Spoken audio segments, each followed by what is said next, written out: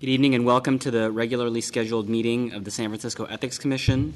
We'll begin by taking the roll. Vice Chair Rennie. Present. Commissioner Andrews. Here. Commissioner Hayon. Here. Commissioner Keene. Here. Before you start, the stenographer's taking this down. I don't think she needs to do this part. Okay, sorry. First item on the agenda is public comment on matters appearing and not appearing on the agenda that are within the jurisdiction of the Ethics Commission.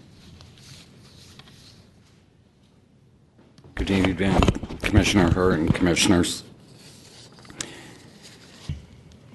I'm hoping when you go into closed session on item 6 that you may have a conversation about the second complaint that Director Squeri dismissed.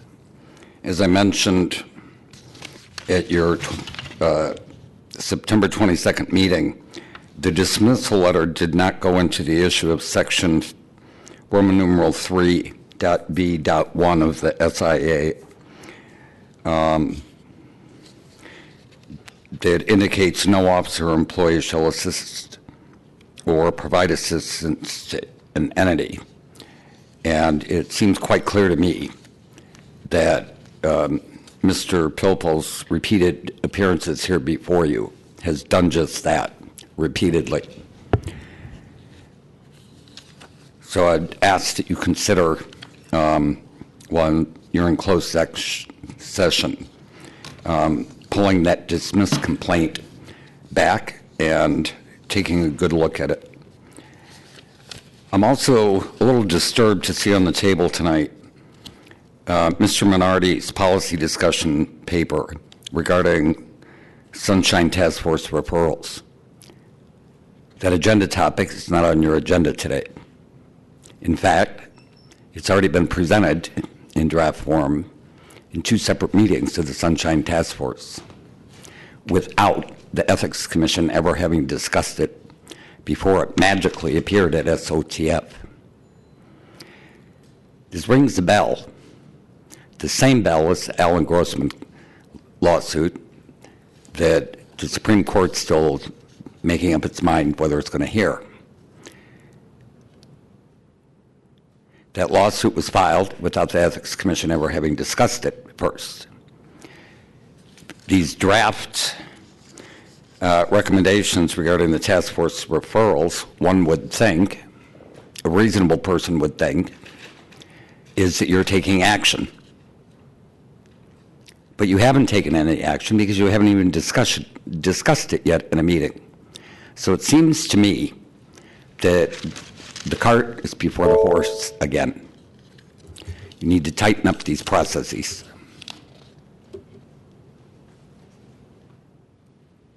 The next item on the agenda is presentation by representatives of Code for America's SF Brigade. Stephen's going to make an introduction. Stephen, Mr. Massey, going to make an introduction? Yeah, so as you might recall, last month I gave a presentation about data visualization projects that I've been working on as part of the staff. And today we have some members of a community group called the SF Brigade, which is part of Code for America. And they've been working on a similar project, and they've been using our open data website to access our information. So actually the data visualization projects that I built and the data visualization projects that they're working on are working off the same source data. So, and just to give you a little idea, this summer Mr. Minardi and I first met with this group, and of any group I've met with and since I've started here, this group really did their homework. They had 3 hours of questions for us at our first meeting. So I've been very impressed by them, and they have a website to show you today. Great, welcome. Hi, everybody. My name is Asha John. Could you use the microphone, please? Oh, sorry. Can you hear me? Yes. Okay. My name is Asha John. I just want to quickly introduce my teammates. Hi, my name is Stephen Eberling. I'm Peter Hall. As Steve mentioned, we are part of a volunteer group called Code for America. Now, Code for America is a nonprofit organization. What they do is they try to bring people who are working in technology, bring them together with civic groups that need help with different kinds of projects. So the space we work in is called civic tech. So there may be a lot of different ways in which people who are working in the tech industry can help out with government programs or social programs that might need some of these resources but don't have the money to be able to actually hire those people. So that's kind of the space we're in. We're all volunteers, so we are part of the local chapter. It's called the SF Brigade. And we are one of the many group of volunteers and many different projects that they're working on.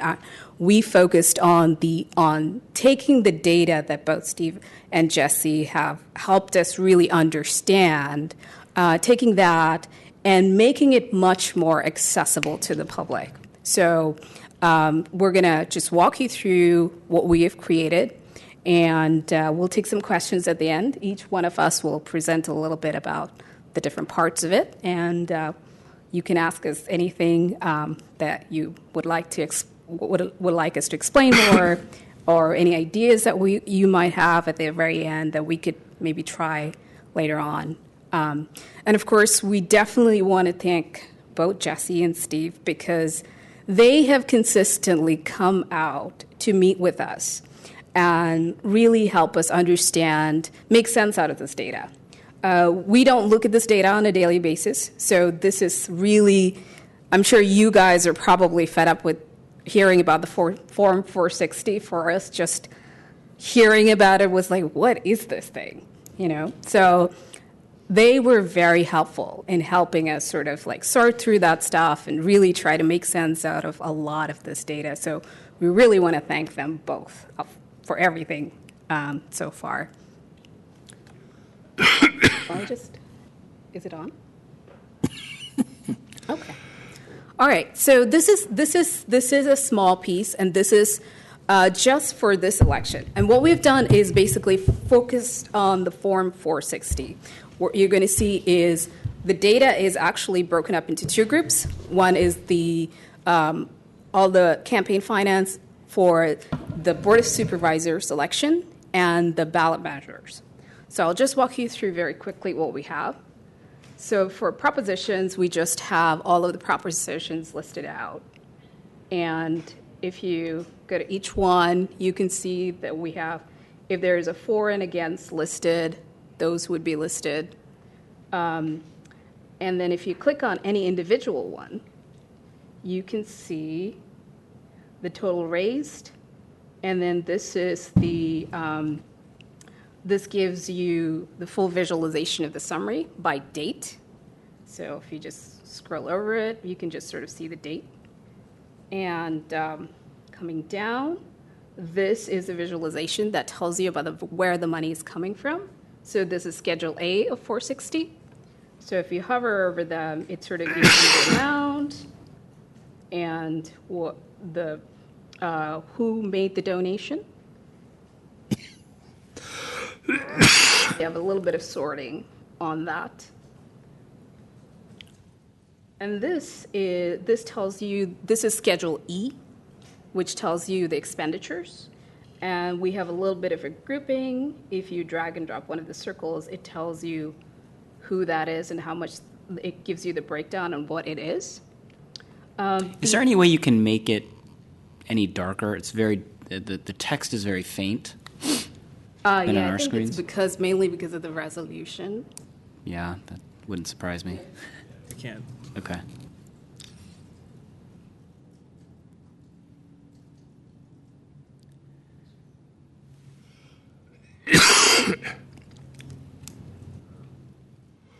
Yeah, if you can't, that's fine. Steve has the URL, so Okay, we'll great. make sure that you can access it. It's online; you can access it at any time. So, yeah. So we have the same thing for candidates.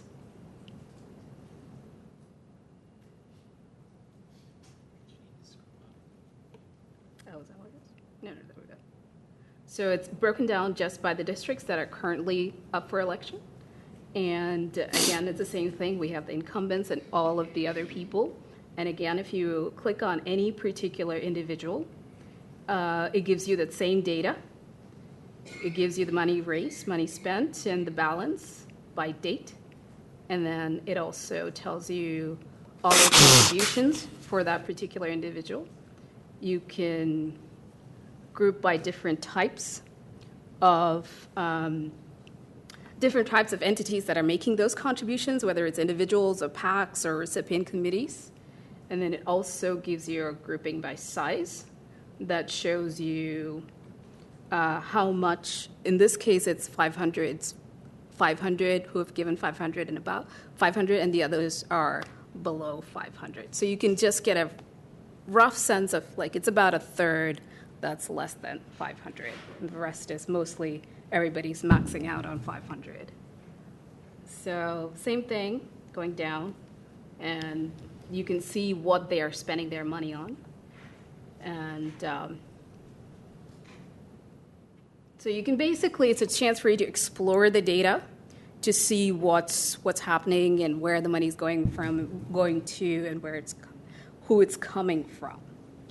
We did one more thing, which was we created something for the incumbents. One of the great things that we have accessible through the SFGov site is data on lobbying. So who is lobbying all of the different board of supervisors when they are lobbied, and what contributions were made.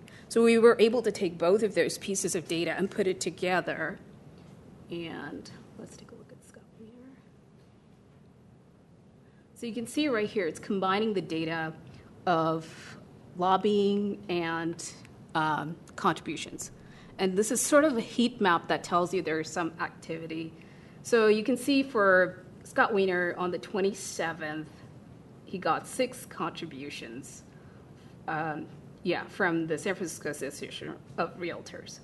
So if you scroll down, you'll see another nice big red lobbying contact. And there it is. It turns out that San Francisco Association of Realtors had 6 lobbying contacts. And you can see what it is for, what the issue was that they lobbied for. So you can see it's the Ellis Act evictions or illegal in-law units. So all of those details are in there. And I'll turn it over to Peter. He'll talk a little bit about some of the challenges we had with the data. Sure. Great. All right, so I did some work with the propositions, and one of the things that we found out as we did work with the data is that all of these things that we decided to actually display, like just total money raised, who was giving money, a lot of these things were not necessarily, we need to actually go and find them. So for people like our group, or for other people in San Francisco that want to just understand how some of these elections are funded, it was great to have this information. We just needed to have a way to actually make sense of it all. So for me personally, it was I can actually understand now with this website how some of the funding actually works, and I think that it's really beneficial to be able to have this information that the city provides online that anyone can actually use, and then I hope that it will continue to be available for people like us, or for people who are in journalism, anyone who wants to be able to use this data. And then I know Stephen will talk about what our our future ideas are for making some of this data a little more consumable for just normal citizens like us, or for, like I mentioned, journalists too. Some of the things that, like Asha mentioned, we had some challenges working through the data. And for example, Steve helped us a lot with just some of the reporting in the data was inconsistent. So there were some committees that, when they made different filings, and I'm sure this is familiar, would have different variations of their name when they reported. So for a human looking through it, it's really easy. So it's easy to see when a committee just has a slight difference in the name. But for a computer, of course, it's something that's a little harder to pick out. So thankfully, because he works with the data every day, he's had this challenge as well, and he was able to help us out. But at some point in the future, maybe this data will all be a little more consistent. It may be all reported electronically and be able to have some of those inconsistencies worked out so that it's all very clear, and whether or not things are misreported, they're all easily attributed to the same group. Let's see. I think that's all I had to talk about. Did you want to talk? Sure. Okay. Yeah, hi, I'm Stephen again. Yeah, so I wanted to talk to you about a part of the project that I spent some time working on, thinking about, which is both Peter and Asha already mentioned, is the sort of organizing and understanding of the data. And for a visualization / computing project, the data format and structure is very important. And there are a number of sort of technical issues that I can touch on, I guess. So one of the first things that we tried to do with the data is simply draw correlations between things. So you saw Asha's visualization that drew a correlation between lobbying event and contributions. And we were interested in doing the same thing for lobbying events and voting records, and for every variable in the data set, there's a corresponding correlation that can be made against all the other variables in the data set. So, and we were also interested in connecting this data set up with other ones. So beyond the 460, what can we connect it to? And as sort of in the computing space, the term for what we were trying to accomplish is called a mashup. So it's basically a combination of multiple different data sources.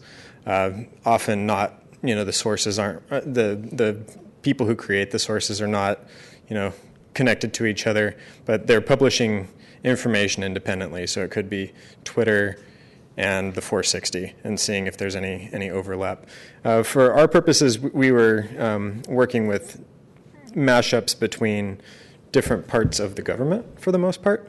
So we found a number of challenges in making things sort of connect to each other, so join together and align so that we can make comparisons.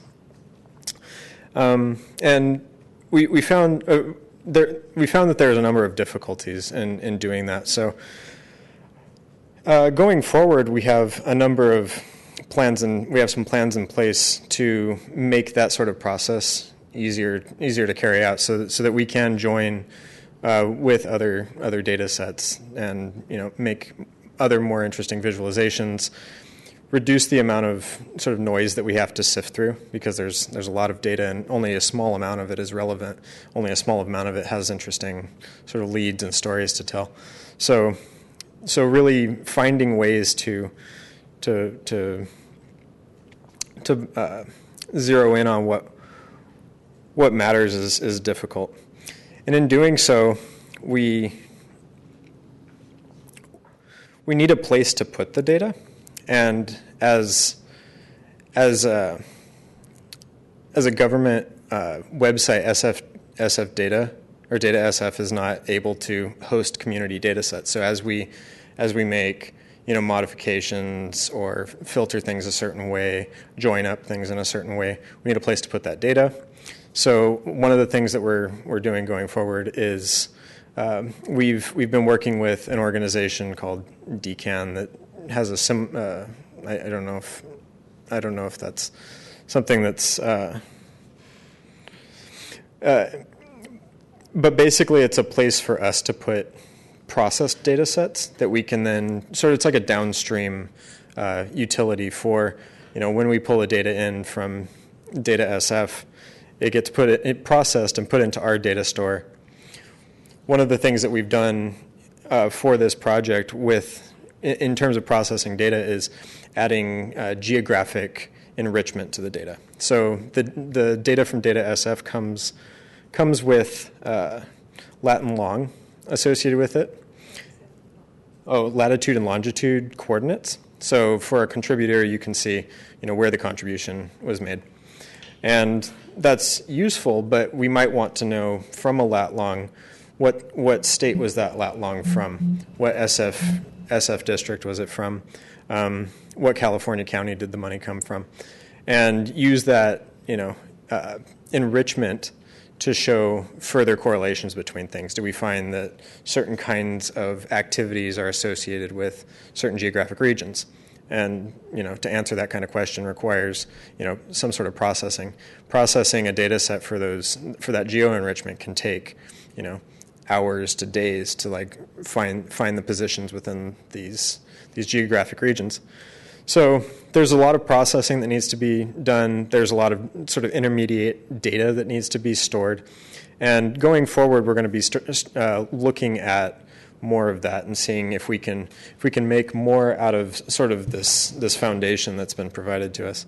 So we're very excited. And one of the interesting things I wanted to mention about the 460 is that since it's a statewide form, we can use these tools that we're building on top of the 460 for other organizations who work with it. So there's a branch of Code for America over in Oakland and one in Sacramento, and they're sort of all over the state that do similar things to what we're doing. And we can share the tools that we're using to analyze and enrich and structure the data so that we don't have any repetition of work, so that we can all sort of stand on each other's shoulders and make progress with these things. And so there's, I've maybe rambled a little bit, but there are a number of sort of technical, social issues with these different brigades going forward. We're going to continue working with the Ethics Commission as much as possible. And for the foreseeable future, continue working on this project, which is really just a sort of start. So, yeah, thank you. For the public, can you tell us the name of the website? It's hard to see on the screen. Oh, sure. Yeah, the website is transparentvoting.com. This is the URL we've chosen for this particular visualization project. We also have a GitHub, what's called a GitHub repo, which is a place where we store our code. That we could probably put a link to it on this page. We'll put a link to it on this page after we go. Great. So if people want to go and play with this site, they can go to transparentvoting.com. Correct. Voting. Questions from the commissioners? Commissioner Andrews? Yeah. First of all, thank you for the presentation. I did my absolute best to keep up with all those technical terms. After URL, I can drift. So thank you, and thank you for your what you're providing on a volunteer basis. So these are some of these are some quick fire questions that you can answer pretty quickly, and they tend to run around the organization. So Code for America it's a national organization and it's funded. It's a nonprofit, but it somehow receives funding itself. Where's the headquarters, would you say? I think it's Washington, D.C., I believe. Washington, D.C. And then it has this loose franchise model of them, and you get to at least the latitude to define your own name and those types of things.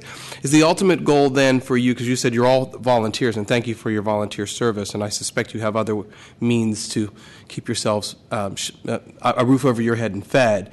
Would you be seeking? It's actually so Code for America proper has actually fellows.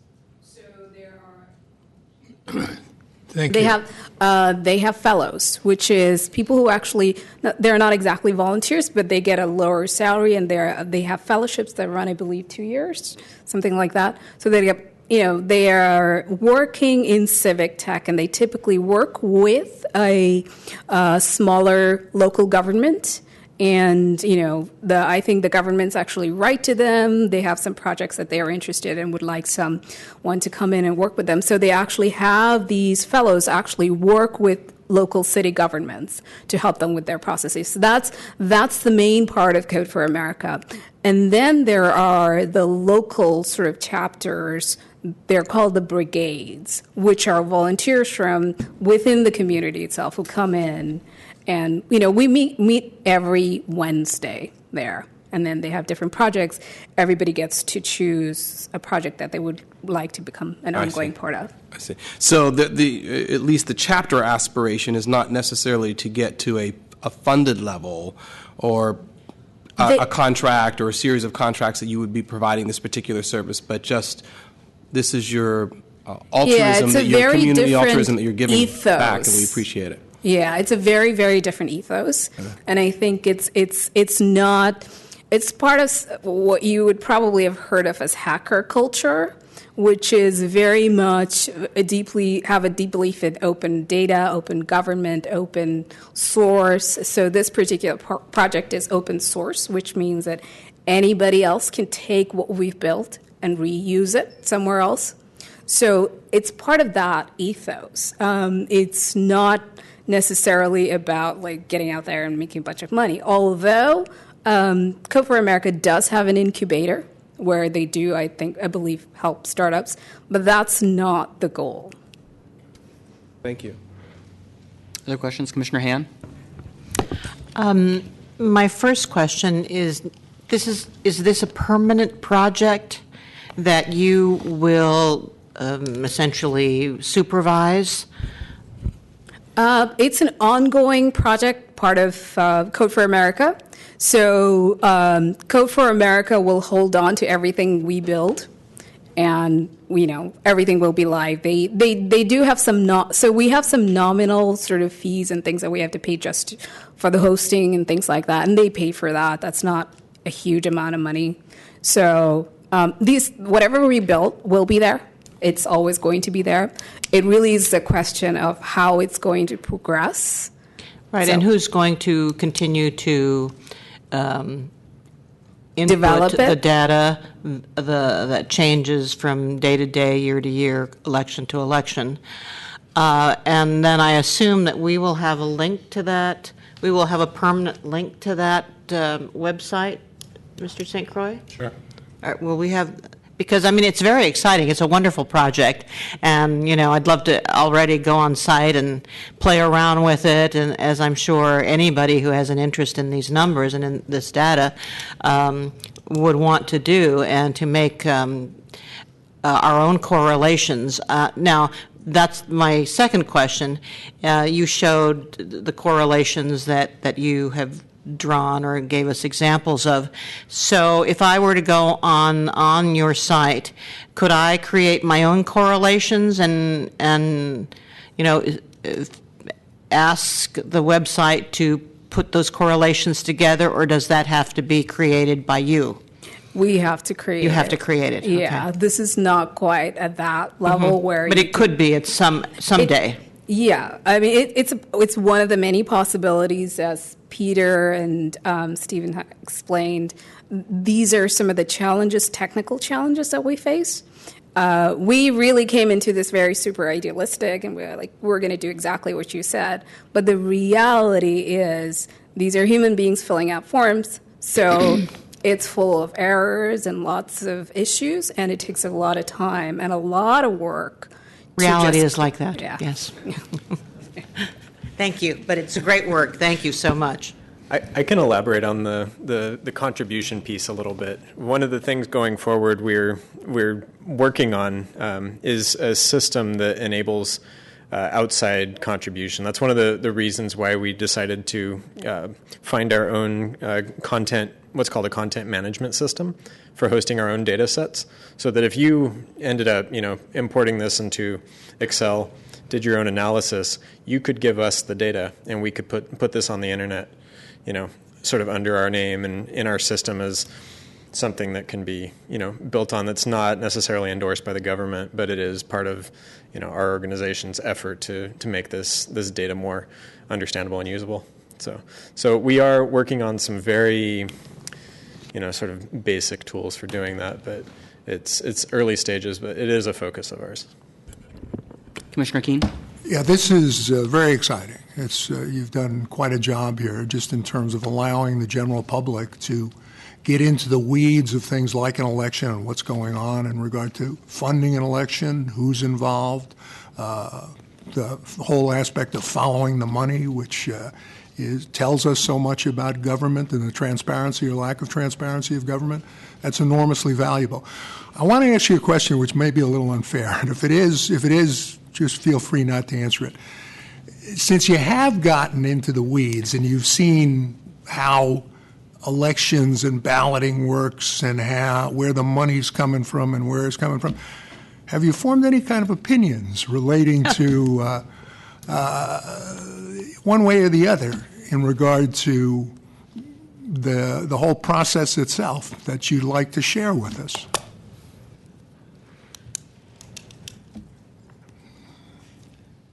I think we had some ideas just about in the future being able to track future lobbying money, and I think that some of those conclusions will come after the elections and just after we have some more information just from lobbying and what politicians have done, then I personally might have some more conclusions on that. But yeah, it has been interesting just to see where money is coming from so far. So in some ways I am curious how that will influence some of the candidates, for example, for the Board of Supervisors. I hope you do follow up on that, and I'd love to hear your conclusions on those things. Yeah. Thanks very much. Thanks. Commissioner Han? I have another question. A lot of journalistic entities follow the money, and there are organizations that devote themselves to that. And I'm just wondering, have you partnered with any of these groups, such as, like ProPublica and even Nate Silver and the work that he does, and Vox and any other number of websites that are out there that do this kind of reporting on money and lobbying and the influence that it has. And of course there's all that money that is very difficult to track and that can't be tracked.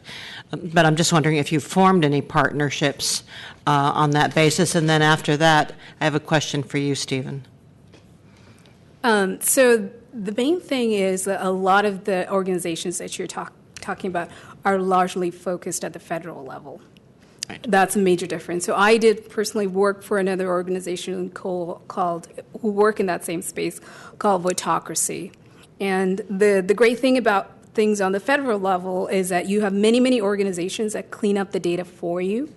So it's very easy to go in there and build stuff on top of it. The challenge at the state and local level is that we actually don't have those kinds of institutions that actually do the same level of work. So that's why we're going to be working with the other groups similar brigades who are all working on the same thing together, and hopefully we can create something. The great thing being 460 is a forum that's for the entire state, so that actually helps us build something. We will be reaching out to journalists within San Francisco with this project, and then, whatever feedback we get from them, we'll incorporate that into the next. Thank you.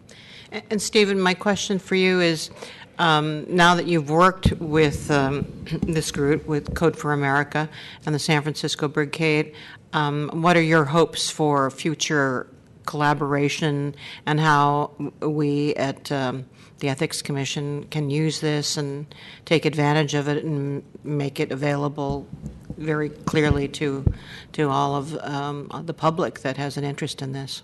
Yeah, I think these kinds of technology. Actually, the question was for the other Stephen. Stephen Massey, right here. Oh, sorry. Oh no, my question is for you. Our Stephen. We're both named Stephen. Oh, I see. Okay, I'm sorry. For our Stephen, I'm sorry. Although Stephen, you may have some thoughts on this too, but for our expert at the commission. Well, this is the first group like this that we really connected with, and I think it's because we started posting this information on the city's open data system, so it's so accessible.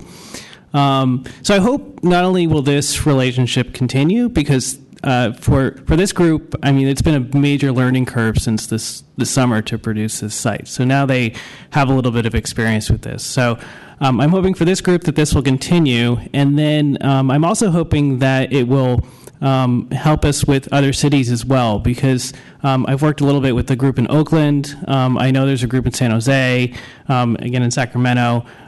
So there are a lot of different projects that are going on independently, and I hope going forward they can start to work together more to produce sort of one more unified site.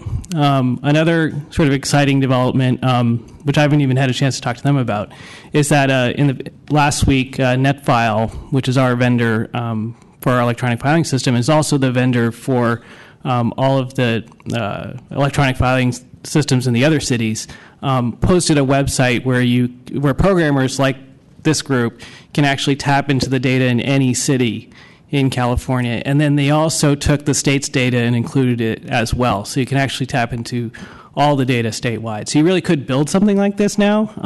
And again, this only has developed in the past week. So a lot of stuff is moving at the moment. Thank you. Any other questions from the commissioners? Well, thank you very much for the presentation. We appreciate it, and thank you for your hard volunteer work. It's really great, and I think the public is going to greatly benefit from it. Public comment. Yes. Public comment on agenda item 3. I too would like to compliment these volunteers. The website looks terrific. I think journalist Larry Bush at cityreport.com will absolutely love this new website. So keep on encouraging them to work with Mr. Massey. David Pilpel, speaking as an individual. 3 comments. It would be nice if the group could explain the light blue and the dark blue and the difference between the blue and the red. I just saw it very quickly, and I couldn't quite. I think there is an out. Explanation in a legend, but we just couldn't see it very well on the screen. Okay. And it would be good if they can ensure that there's good contrast. I know that there were some problems with the video, but just in general, it looked like the contrast could be better on their site. And just in general, I recall in dealing with campaign finance data historically, the problem is that the data really is inconsistent all over the place. So there are typos, there are wrong addresses and zip code inconsistencies. One campaign will report a contributor as a lawyer, the other will report it as an attorney. So when you try to aggregate the data, you've got to try to reconcile and clean those things up. It's extremely time consuming. I just recall that from my past efforts. So if they've put in time to try to clean that up, that's all to the good, but it really is a mess trying to work through all that data. So anyway, thanks for all of their work.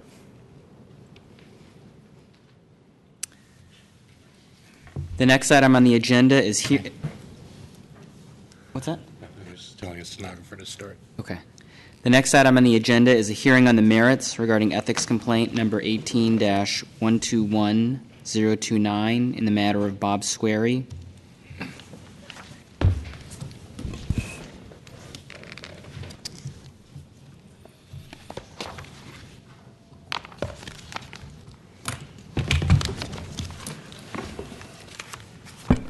Good evening, Commissioners. I'm Garrett Chatfield. I represent staff of the Ethics Commission in this hearing. It does not appear that the respondent is here for this case, which involves two violations of Campaign and Governmental Conduct Code Section 1.162A1, which requires a disclosure statement in a campaign ad to be a certain size. In this case, the respondent ran for District 7 Supervisor in 2012, and he distributed two campaign ads in the form of two door hangers with disclosure statements smaller than is required by law. You have been given a brief along with 8 exhibits, and staff would request that you accept those exhibits as submitted, and we would rely on them, and you making a determination that the respondent committed both violations, as they're not here to contest the violations. Respondent was notified of the hearing by personal service on September 5th and has been notified of every step of this process since its initiation and has not come tonight. So I would request that you find the violation based on what's been given to you already. Can you state for the record what specific efforts you've made to contact the respondent and whether you've ever spoken to him? Sure. So the complaint was initiated in October of 2012. He was first notified November 7th, 2012 by letter. By letter again December 5th. By letter again on January 3rd, 2013. And then again in March of 2013. I also made various email and telephone attempts. No messages were ever returned to me. He was sent a probable cause report in March 28th.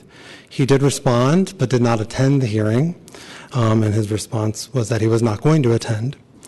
The accusation was then sent to him on July 2nd, 2014, and again, I made repeated attempts by telephone to try to resolve the matter before we had to get to this process, and no message was ever returned to me.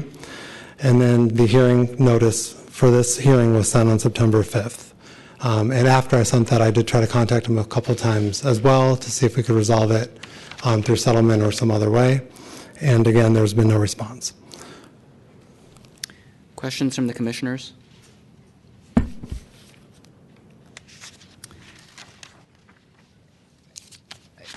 You know, in my view, I think clearly you've been able to meet all the elements and that there is certainly been a violation here. I think the only question to me is the size of the penalty.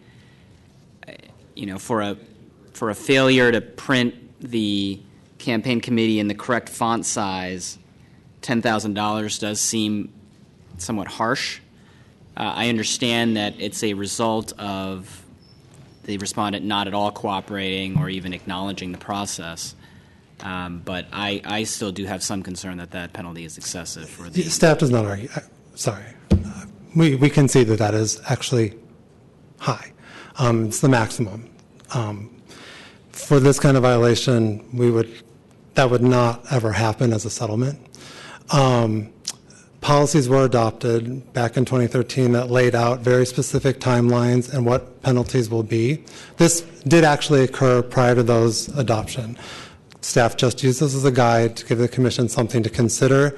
It is purely within your purview to do whatever you like. You could issue a lower penalty or something in between.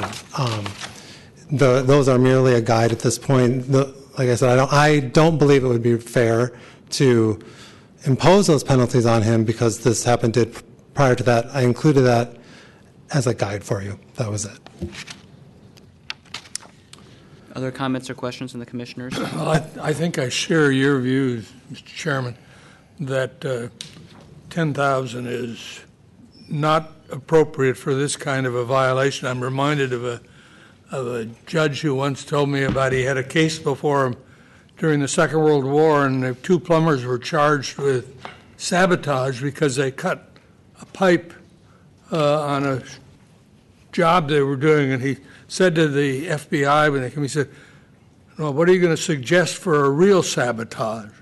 Because they wanted to give him about a 10-year sentence. And I mean, I would think for this kind of a violation, I would be much more comfortable with something in the range of $200-300. If I may, as a potential help, settlements that are publicly available on this violation or very similar have been in the $500 range when someone's cooperated at a very early stage and resolved the matter through settlement without staff having to go through all these steps. So I'll leave it at there, but that may give you some food for thought. Other commissioners? Well, that being said, and you said that the respondent, they in past years or others, they were cooperative and they settled it around the $500 range. It seems that this particular gentleman has chosen not to participate with us and engage with us. I would recommend $500 a violation. 500 to 1,000 a violation per violation. 1,000 a violation for a total of 2,000. For a total of 2,000. What does staff think of that? This is a lot of time that the staff had spent on this, and I suspect that could have been mitigated in some way. Yeah. This is unusual, honestly, to be here at this point for something like this. So I'm going to defer to the executive director on that to let him decide if that would be an acceptable amount. I think the minimum should be 500 for each count. I'm certainly with Commissioner Andrews that it should be 1,000. You know, to me, 1,000 a count seems right if we would otherwise settle for 500 a count. I mean, arguably, maybe that's even a little too low to have the deterrent effect we want, but I think that's very reasonable. Yes. Is there a motion, unless there's other comments from the commissioners, maybe we should take public comment and then we'll do the motion. Public comment on this matter? David Pilpel speaking as an individual. I did want to note that the Commission does have this history of settling matters related to this type of allegation. It did seem from the discussion like at least 1,000 a count or 2,000 total is appropriate given the aggravating factors and the deterrent effect that you're trying to encourage here. I also recall a few years ago there was a proposal to eliminate the additional point size. I think Commissioner Herr remembers that, and he at the time expressed a view that it was important to keep that larger point size, and because it is different from state law, and so we do see these violations from time to time. So for all those reasons, I think at least 2,000 seems right. Thanks. Is there a motion to find a violation as stated in the complaint with a penalty of $1,000 per count for a total penalty of $2,000? I'd so move. Second. All in favor? Aye. Aye. Opposed? Aye. The motion passes 4-1, and the violation has been established, and the penalty should issue from the Commission. Okay, staff will do Anything that. else? Okay. The next item on the agenda is a hearing on the merits relating to complaint 14-131112 in the matter of Jacqueline Norman. Okay, Garrett again for Garrett Chaffel for the Commission. So this matter involves 6 violations of the California Government Code. Section 84200A, which requires a candidate to file semi-annual campaign statements, their Form 460s, until they terminate their activity. And the FPPC has rules on how a committee must terminate. This respondent ran for District 10 Supervisor in 2010. She stopped filing her Form 460s on January 31st, 2011. She had an outstanding cash balance and outstanding debts. Because of the debt outstanding and the cash balance, she was unable to terminate by law. The state law requires that you have a zero balance in order for you to terminate. Again, this respondent is not here, so I would request that you accept the evidence that has been submitted to you and find the violations. I will, with one caveat, say that in the matter of when someone's not filing, in all likelihood, their first not filed Form 60 might have resolved everything if they had done it. The subsequent ones continue to happen because they don't file. So it's possible they had activity within that first non-filing that would have resolved it and they could have terminated. It's unknown at this point because, again, staff reached out to her multiple times, which I'm happy to go through with you again, and she never filed and never addressed the issue.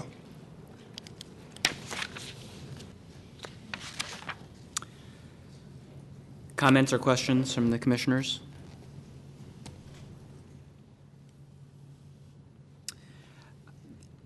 You list the mitigating factors, or at least the standard, the mitigating factors. Did you find that any applied here? Doesn't look like there's any finding either way. Yes, I don't believe there was an actual intention to conceal or deceive. I believe that respondent probably was unaware, to be honest, of what her responsibility was. I certainly don't think it was deliberate. I do believe it was negligent. And that she's not run since, so far as I know, so it would be isolated. And there's no existing history with our commission of a violation at all. However, she did not cooperate at all with either campaign finance staff or myself. And can you describe for us what communications you had with her, if any? I personally have never spoken to her. I've sent her various letters starting in November of 2013. She got the probable cause report in March. We held the probable cause hearing, which she did respond to, but she did not attend. The accusation was sent out in June, and then she was noticed of this hearing in September. I tried to reach her by telephone countless times. She either had a message that said her voicemail box was full, so I couldn't leave a message, or when I could leave a message, she did not return my call. The address has been consistent. It's the same address that she used on all of her filings. I do believe it's her home, so everything was sent there. So unfortunately, and she never responded prior to the start of this action to the campaign finance staff, who reached out to her both via email, telephone, and letter to try to get her to file, which is what we always do. Anything? Public comment?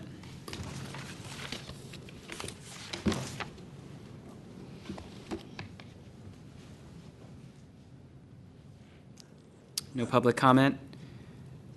Any other questions? Is there a motion from the commission?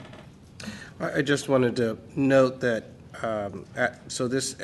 at January 31st, 2011, it was reported that she had an ending cash balance of $2,300 and outstanding debts of $8,000. I just bring that to our attention as we move forward in some kind of decision on this violation. You know, I think, for me, there are always competing concerns when we have complaints like this. On the one hand, I do think we need to enforce these regulations because otherwise people aren't going to follow them, and we need to have some deterrent effect.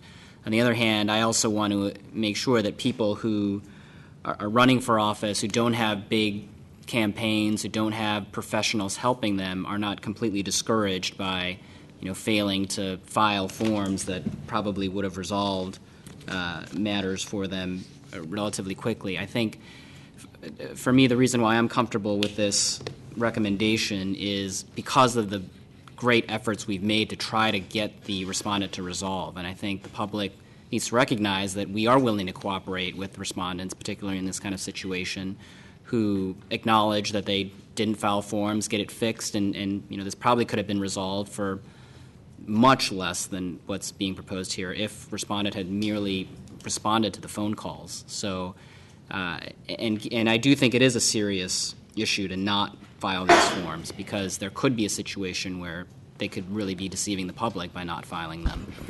May not be the case here, but I think to me that makes the amount, although high, reasonable. But I welcome views from other commissioners. Commissioner Hand? Yeah, my question is, I just need to be reminded, of what will happen once we decide on this penalty. She's not going to respond to the penalty. She's not going to pay it, I would assume. I don't know that. But given the lack of response thus far, what do we do then? Do we garnish wages? What do we do? It will go to the Bureau of Delinquent Revenue, and we would try to collect it first. But we have a judgment from you saying, here's what you need to pay. We would reach out to her to try to collect that. They require a certain amount of effort from us to do that, and then it could be sent to them for them to collect. Basically, they're like a collection agency for the city. I'm not 100% on their process, but that's what happens. And do we ever make an attempt to actually go to the individual's home and knock on their door and see if they're there? Well, these were done by a process server, so they were sent there. I personally have not done that. I suppose it's not beyond the realm to do that. I don't know if I would be the right person to enforce the judgment. But we don't normally do that. No. We would send a process server. Right. The Bureau of Delinquent Revenues would either sue in small claims court and get a judgment. If they have the requisite amount of information, they would try to garnish wages and such, but that's their process. I have another question. Thank you, Chairman. I was going to hold on to it until we got to the executive director report, but now that we're talking about it, I think it's appropriate. So once we make a determination on the amount of the violation, that in some way we have created this contractual agreement that you owe us money. That is now debt. How do we treat that on our balance sheet? Do we carry that as a debt, and is that a liability? We typically, and certainly in business, on accounts receivable, you do that. On particular judgments, you can carry it, and then at some point the auditor is going to tell you you're going to need to write that off because it's going against your assets.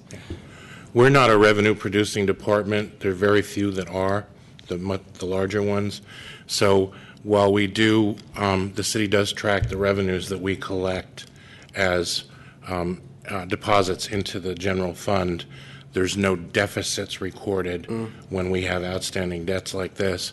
And then we have 90 days to collect them, and then city law requires that we refer them to BDR, and then it sort of becomes on their responsibility. Yeah. Okay. That's helpful. Commissioner Hand? More of a general comment that these two cases make me think of is that it is a shame, and I do have some sympathy for the individuals involved, and usually it is individuals who are first-time candidates, maybe not completely familiar with the regulations which they are supposed to adhere to. So, and I just wonder how we can possibly avoid these kinds of situations. I understanding that there will always be situations of this nature, but something about the way we train candidates, if we can do, is there something different that we can do in the training or in the way that we inform people who are running for office or running campaigns who may be fairly naive or new to the process I don't know if that's a question for you or for you, Mr. St. Croix. There's often an understandable feeling on behalf of candidates that run and are not elected, that they go through all the rigors of a candidate, all the difficulties of understanding the myriad of laws they have to. And afterwards, we find they frequently just don't want to deal with that process anymore. They'd like to just sort of shut it down and walk away from it.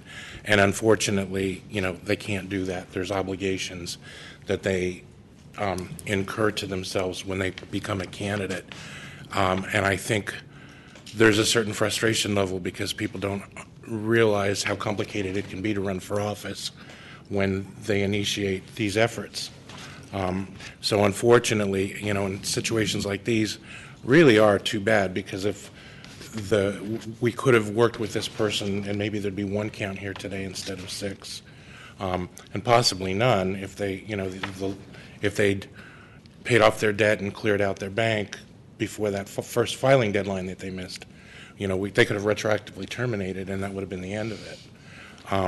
But those obligations still do exist, and we're pretty clear in the training that the election day isn't the end of the campaign. And for example, with public finance candidates, they have even more obligations. So we have to make sure these folks know what they are.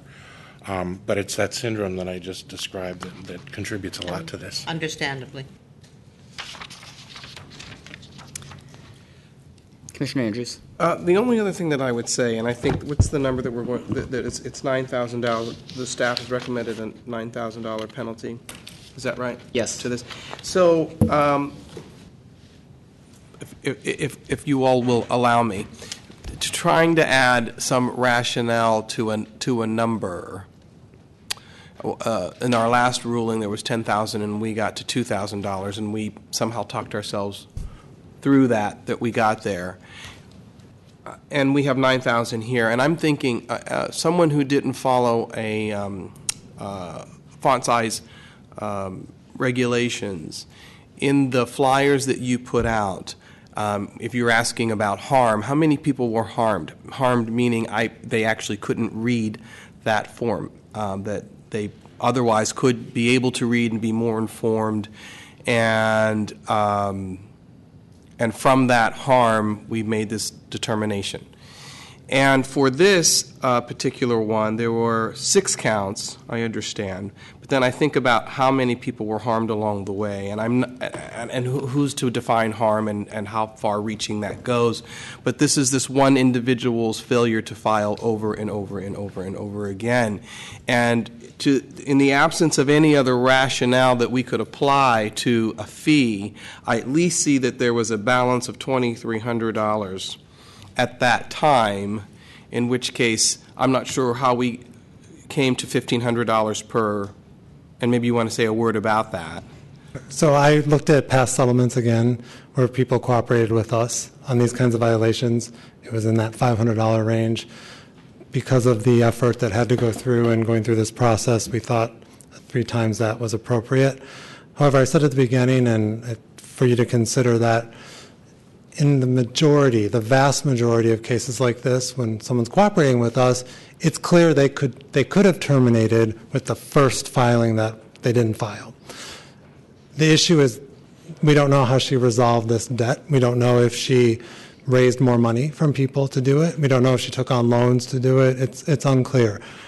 I agree that the public harm is probably very minimal with this respondent. Her campaign, she was unsuccessful. She didn't run again. There's a fine structure in place for these. However, you cannot assess the fine until the filing's filed. So, and there is a cap, but the limit would be the amount of activity on the late filing. So let's say it was a year late, right?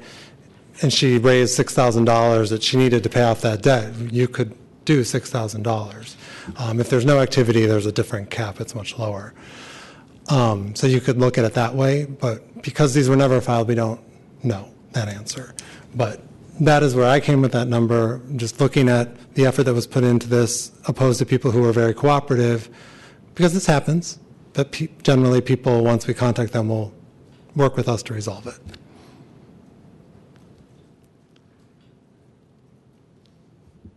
I guess from all of that then, I was just thinking about these 6 counts at $500 is very close to what your ending balance was in 2011.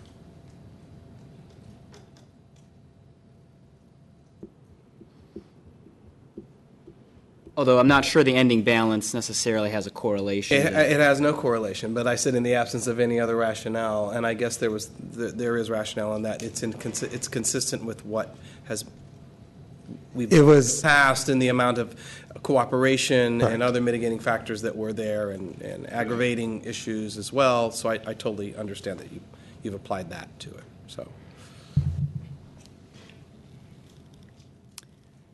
Is there a motion to accept the staff's recommendation to find a violation in the amount of $1,500 per count?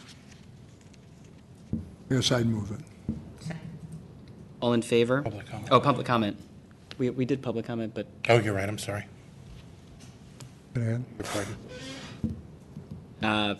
We did have a lot of discussion after the first public comment. Is there anybody who wants to give public comment on this item? Okay. All in favor? Aye. Opposed? No. That passes 4-1. The next item on the agenda is... We don't need the stenographer anymore. Yeah. Thank you. Thank you.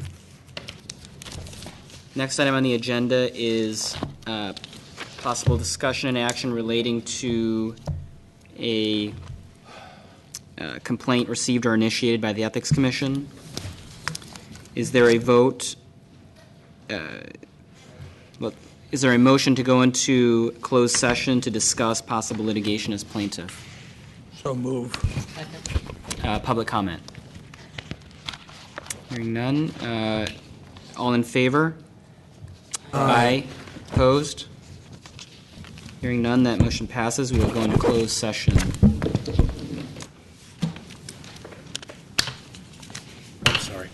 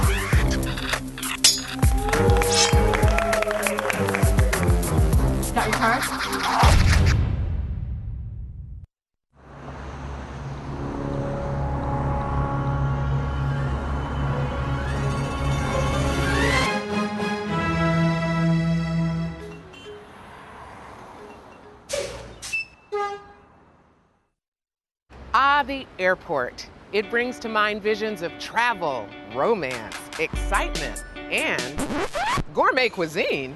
On this episode of Quick Bites, we're at San Francisco International Airport to discover the award-winning concession program that is inspiring imitators around the world. SFO serves more than 40 million travelers a year, and lots of them are hungry.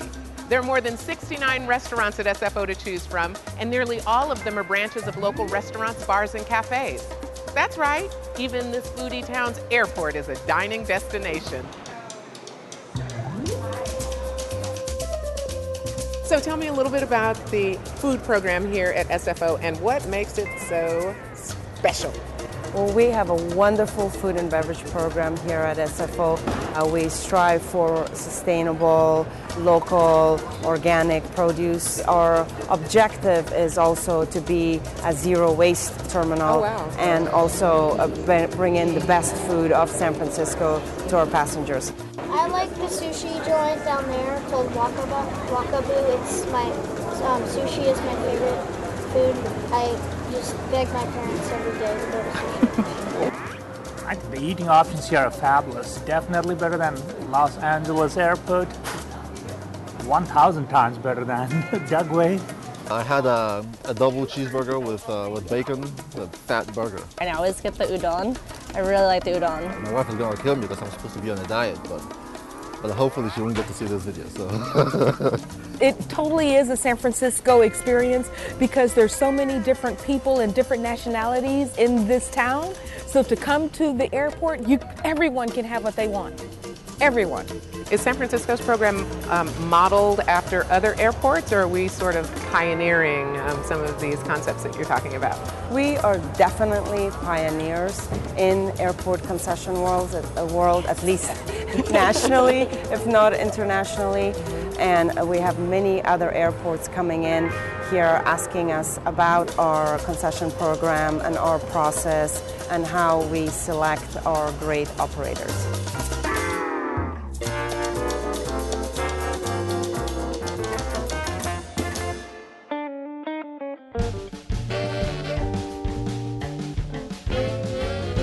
The food options in San Francisco Airport are phenomenal because that's just it. You have options. A lot of the airports, you just don't have that choice. Some airports is just all fast food, and this is not that. I actually love this particular airport. The dining options are amazing, especially at the Virgin Terminal. Cat Core is one of my favorites. Sometimes I come here an hour before my flight or 2 hours before my flight just to have some lunch.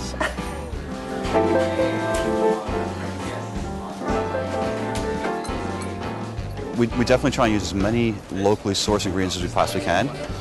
We use a lot of great local dairy products, Laura Chanel's goat cheese, we use Point Reyes Blue, and we also use local vendors. We use Osprey Seafood, we use Greenleaf Produce, and Greenleaf's awesome, by the way. They summarize the percentage of locally sourced products on each invoice, and my last one had 97% on it. Wow.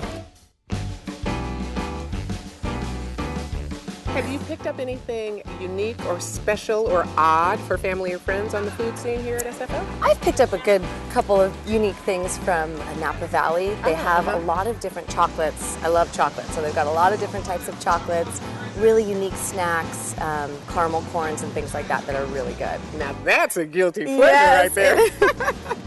So I'm curious about the customer experience and how people are responding to this collection of goodies that you've put together to really give them a taste not only of San Francisco food in San Francisco, but food across the Bay Area and Napa. This type of market with the local flavors, the high-end products, this is the first of its kind.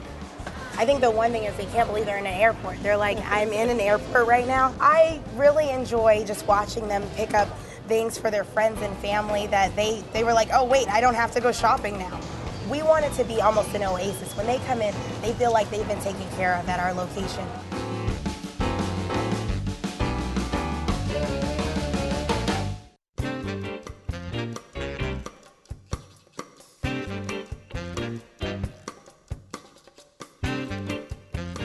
How long has the Buena Vista Cafe been operating in San Francisco? Oh, since the 1800s, 1893 or such time. We serve more Irish whiskey than any one place in the world, and Irish coffee is it. We get many repeat customers, and we get international customers that know of the original Buena Vista that come here for, if they can't go to the city, they'll come here for the Irish coffee.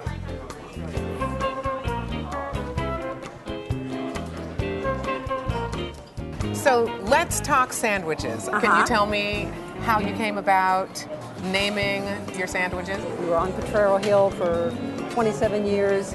We brought our neighborhood deli to the airport, and I thought, okay, neighborhoods.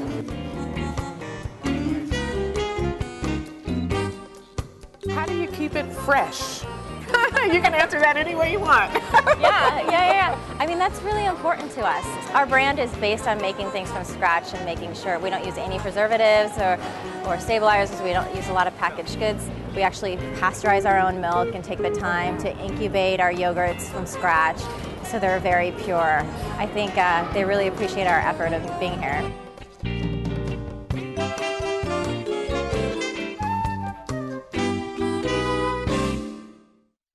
So do you feel like you've captured that neighborhood experience here at the airport? At first, I thought that wouldn't be possible at an airport, but Right. it turns out that this is its own little city. So we get a lot of regulars with the airline crews and with the bag handlers and people in administration, and then with the frequent travelers. And it's great to, sort of establish relationships. So it's just nice. It feels good. When I get lunch or when I come to eat the foods, I feel like I'm just in the city, even though I'm in a big building.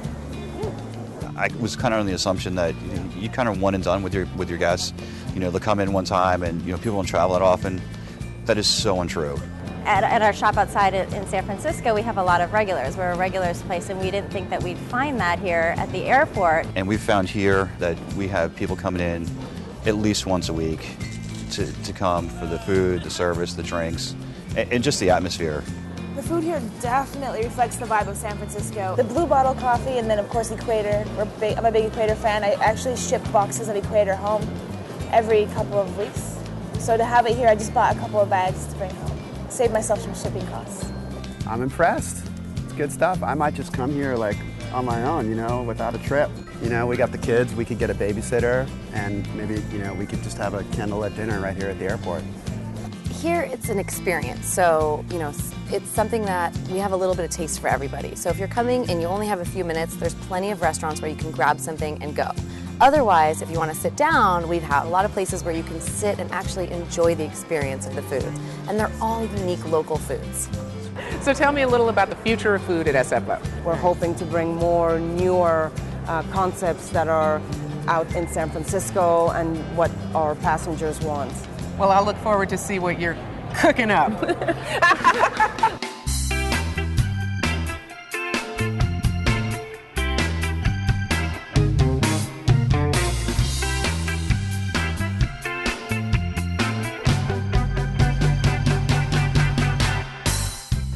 Today we've showed you the only neighborhood restaurants in San Francisco where you need a boarding pass to see the menu. From the new and eclectic to those comforting old standbys, you no longer need to travel hungry when you've got these tasty options at your disposal. SFO is changing the concept of what it's like to eat at an airport. Hungry for more? Check out our blog at sfquickbites.tumblr.com. So until next time, I'm Holly Lee Knox. Bon voyage.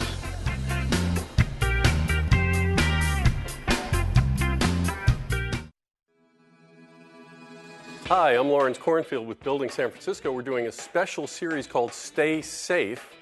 We're going to talk about staying in your home after an earthquake and taking care of your pet's needs.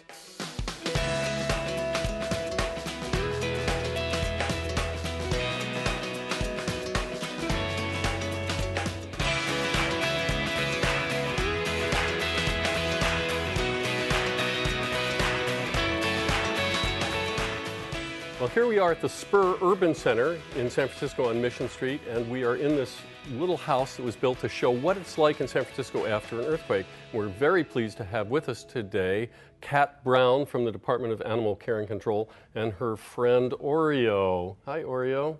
Hi, Lawrence. So can you tell us what it would take after an earthquake or some other emergency, when you're in your home, maybe no power or water for a little while, what it would take for you and Oreo to be comfortable and safe at home? Well, just as you would prepare for your own needs should an earthquake or a disaster event occur, you need to prepare for your pet. And I brought with me today some of the things that I put in my disaster kit to prepare for my animals' needs, to make sure that I'm ready should something happen and I need to shelter at home. What are some of the things that people should have in their home after an earthquake or other emergency to help take care of their pet and take care of themselves? Well, I took the liberty of bringing you some examples of things that you might have. It includes a first aid kit for your pet, and you can also use it for yourself. Some extra meds for your cat, a water container that will not tip over.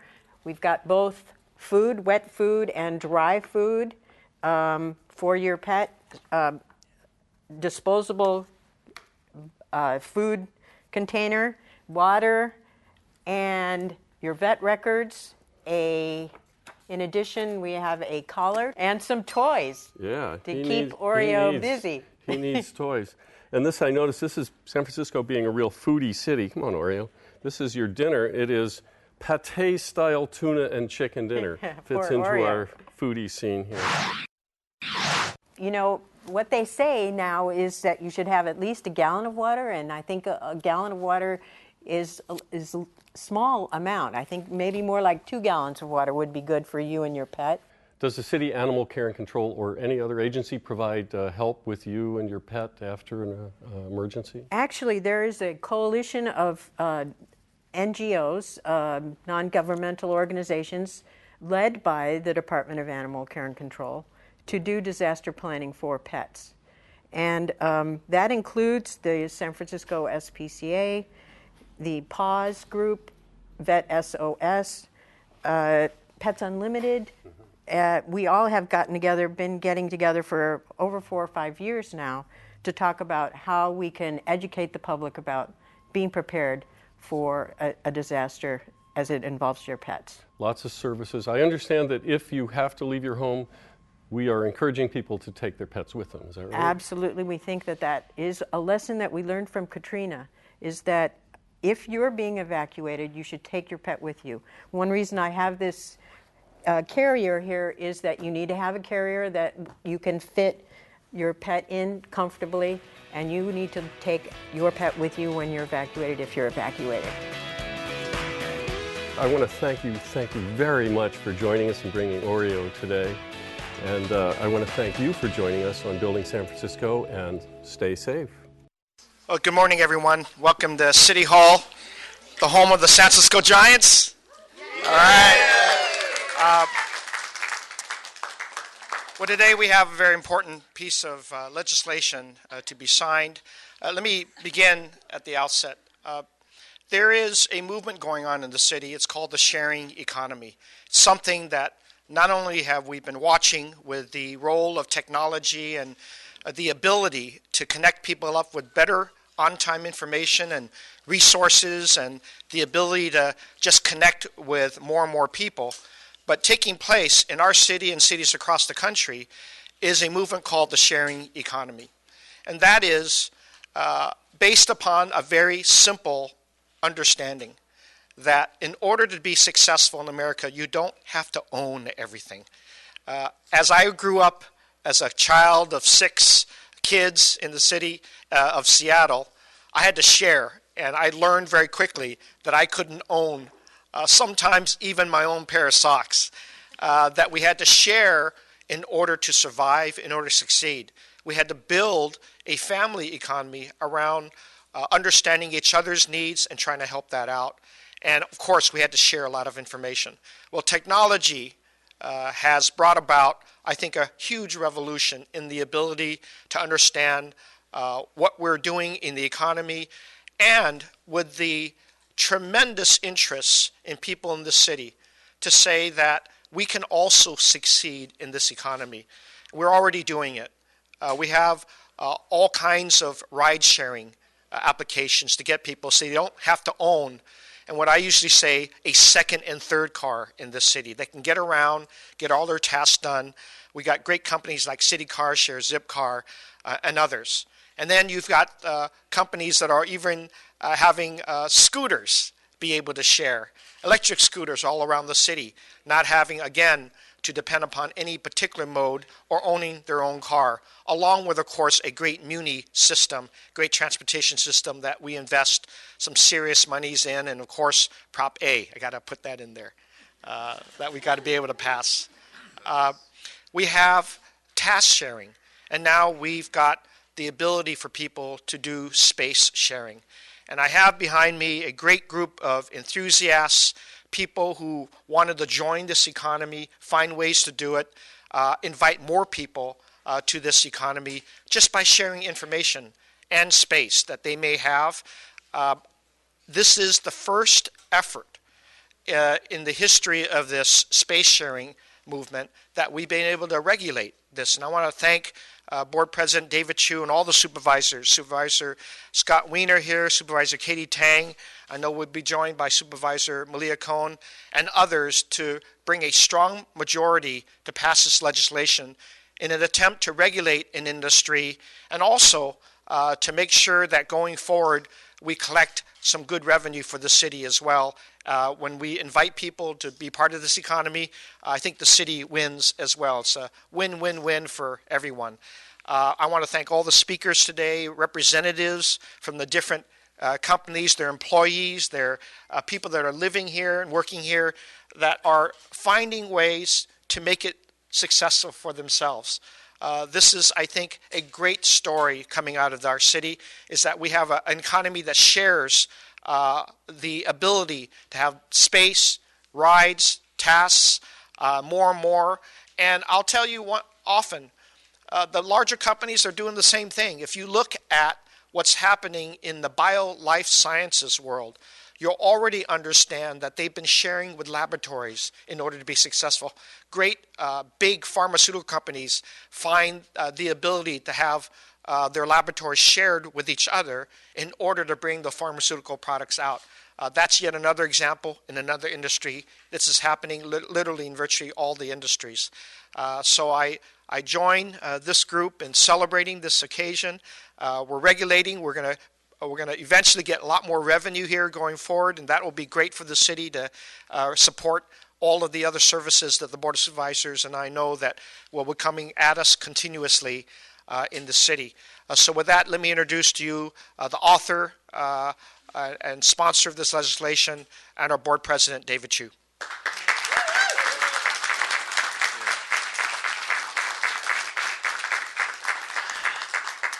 Thank you, Mr. Mayor. After 2 years of incredibly hard work, of countless meetings, of countless testimony, and a lot of discussion here in the city, we are finally at this point. And I want to thank everyone behind me. And San Francisco, thank you for sharing.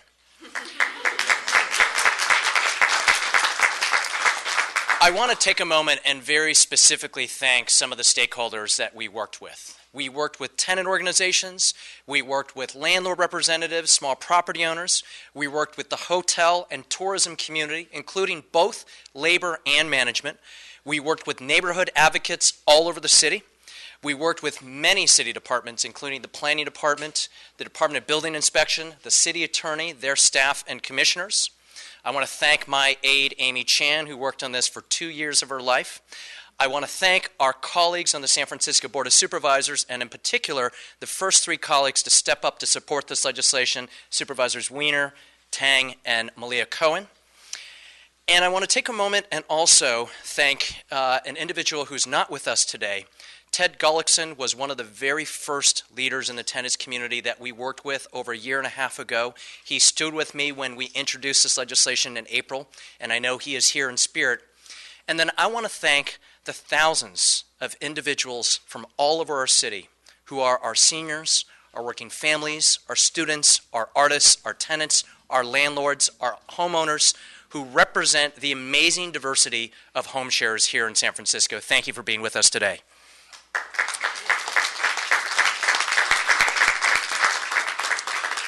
I am very proud of our San Francisco Board of Supervisors. In recent years, we have worked together to resolve extremely difficult land use situations and issues relating to CEQA reform, legalizing in-laws, condo conversions, and we have done it again.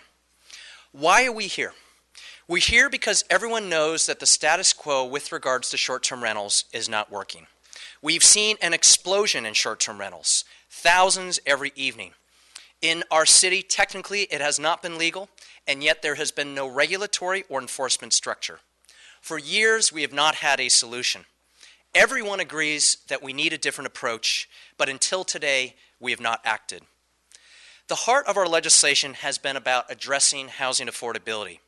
How can we all afford to live in our city? Without changes in local law, short-term rentals has made housing affordability more difficult and more easy at the same time. And we need city policies that reflect that. On the one hand, current practices have pushed many San Franciscans out of our city. Whether you are a landlord Ellis acting an entire building for full-time vacation rentals, or a tenant who has entered into multiple leases and engaged in full-time beds and breakfasts, when the mayor signs this legislation, we will have a regulatory and enforcement structure that says no to you. If you're using sites like Airbnb, HomeAway, VRBO, or others to allow housing to be used around the clock as vacation rentals, you will face $1,000 per day fines or potential criminal penalties for multiple offenses. On the other hand, we've heard from thousands of home sharers who have been struggling San Franciscans who are struggling to afford to live in our great city. Seniors and students, families and artists, workers from all over San Francisco. Our legislation says that if you are a permanent resident, defined as someone who lives in our city at least 9 months of the year, and you play by the rules, you get liability insurance in case anything happens. You register with the city if there are any neighborhood complaints. You are abiding by rent control laws and life safety laws, and you pay your full share of taxes, you will be allowed to continue to afford to live in San Francisco. I want to thank the Planning Commission and our Board of Supervisors for having made dozens of amendments to our legislation to increase enforcement, to ensure that we're protecting affordable housing, to ensure building safety and maintaining our neighborhood quality of life. But at the end of the day, this is about how San Francisco, once again, leads in teaching the world and showing the world how it is that we share. Today we have 2 of thousands of home sharers who are here to tell some of their stories. The first has the name that sounds like a baseball player. Rodolfo Cancino is up. Thank you, Rodolfo, if you could say a few words. As a senior and a former teacher, I'm very proud to be standing right here. We began sharing our home to meet people from around the world and to add more security to our retirement. It allowed me to fix my teeth, and it allowed us to help our son with his graduate school debt. Not only has home sharing helped us, but it has greatly contributed to the success of all the small businesses in the Western Addition, as well as spreading that success to all the neighborhoods in the city, not centered downtown. And it has introduced tourists to other parts of the city that they would never have experienced. One example is Eddie's on Divisadero Street. A couple told us that having gone to Eddie's for breakfast their first morning, they returned to Eddie's every morning thereafter. Without home sharing, we would never have been able to share our guests' milestones, such as a couple becoming engaged, honeymooners, first visits for grandparents, parents touring colleges with their children, marathoners, and families going home after a successful surgery. Supervisor Chu said that at a recent meeting, Supervisor Chu said at a recent meeting that he was initially opposed to the idea of home sharing until he heard the stories of how home sharing was helping people stay in their homes and in our city. It has meant a lot to me to be a participant in the legislative process and to speak on legislative changes that will have a tremendously positive and life-changing effect for thousands of home sharers across the city. We thank Supervisor Chu for persevering in the face of strong, very strong opposition. Thank you also to Supervisors Breed, Cohen, Farrell, Kim, Tang, and especially Supervisor Wiener, who chaired the Land Use Committee. Thank you, Mayor Lee. Thank you all.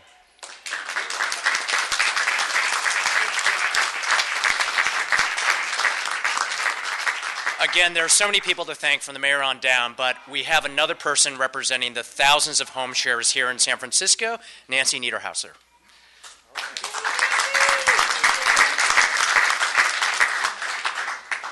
Good morning, Mayor Lee, President Chu, fellow hosts, and esteemed guests. I'm honored to tell my story as a host on Potrero Hill one last time as we witness Mayor Lee sign legislation to legalize select short-term rental activities in San Francisco. Seeing our democratic process in action and participating in that process have been an inspiration. I want to thank our Board of Supervisors for their thoughtful deliberations on this complex legislation, their attention to all of our emails and hundreds of stories about how sharing our homes allows us to stay in them, benefit our lives, our neighborhoods, and our city.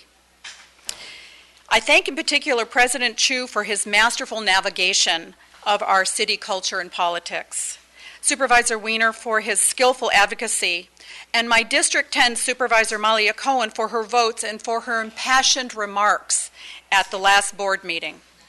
I also want to thank Amy Chan for her huge contribution to this endeavor. I must also acknowledge Peter Kwan for his invaluable leadership to our San Francisco home sharers community. I arrived in San Francisco 42 years ago, and I've lived on Potrero Hill ever since. I bought a 2-unit building in 1975, which I could never afford to purchase today. I rent the second unit long-term, and I contribute to affordable housing in this city, historically charging well below market rate, because I want to make my space available to someone like myself, a regular person who was a retired social worker.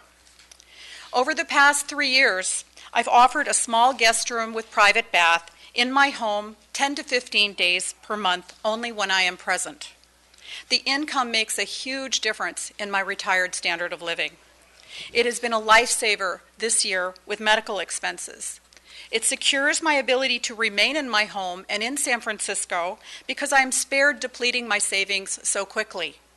Thus, I can postpone selling the house, which is my main asset. The income also literally allows me to subsidize my long-term tenants' rent. I carefully screen my guests since they are in my private space with me. They are an asset to my neighbors. They are wonderful people who are respectful, quiet, and considerate. They bring value also to our local businesses. They have been very appreciative of the home sharing experience, and they love our city. I cherish my neighborhood, and I welcome the safeguards contained in the law against those who give our activity a bad name. I have faith that our planning department can and will enforce those provisions. This endeavor has introduced me to wonderful people from around the world and from San Francisco, especially my fellow hosts who truly believe that we can belong anywhere. This experience has made me feel a greater sense of community, pride, and belonging in my own city. I'm grateful to have been part of this historic initiative. Thank you.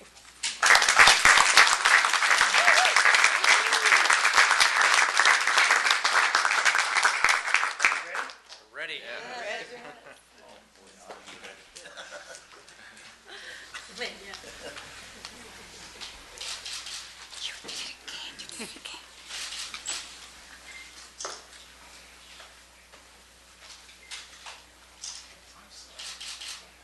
There you go. All right.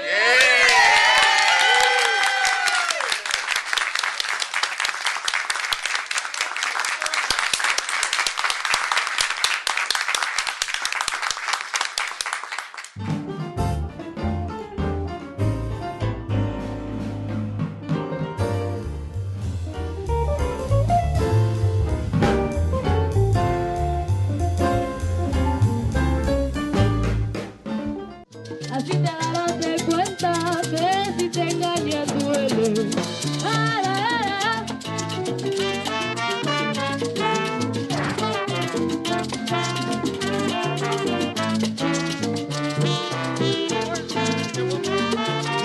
$7.5 million renovation is part of the 2008 Clean and Safe Neighborhood Parks Bond, which was on the ballot 4 years ago. And look how that public investment has transformed our neighborhoods. Mission Playground is unique in that it serves a number of age groups, unlike many of the other properties. It serves small children with the children's playgrounds and clubhouses. It has basketball courts. It has an outdoor soccer field. So there were a lot of people that came to the table, had their wish list, and we did our best to make sure that we kind of divided up spaces and make sure that we kept the old features of the playground, but were able to enhance all of those features.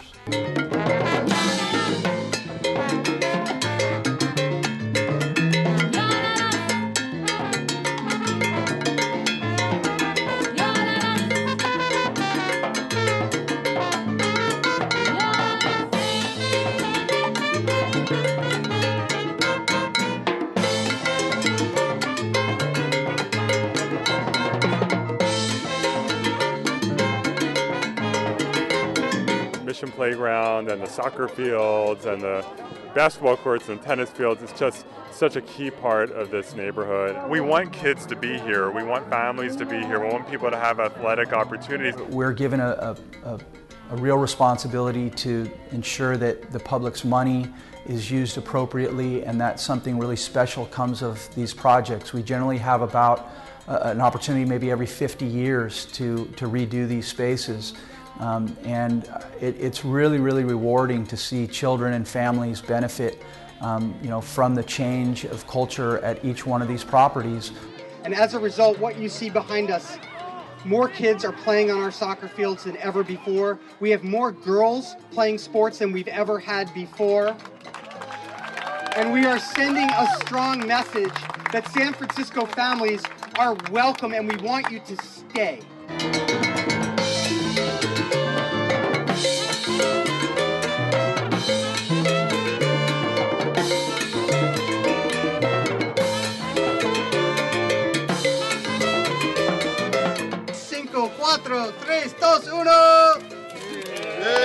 This park is open.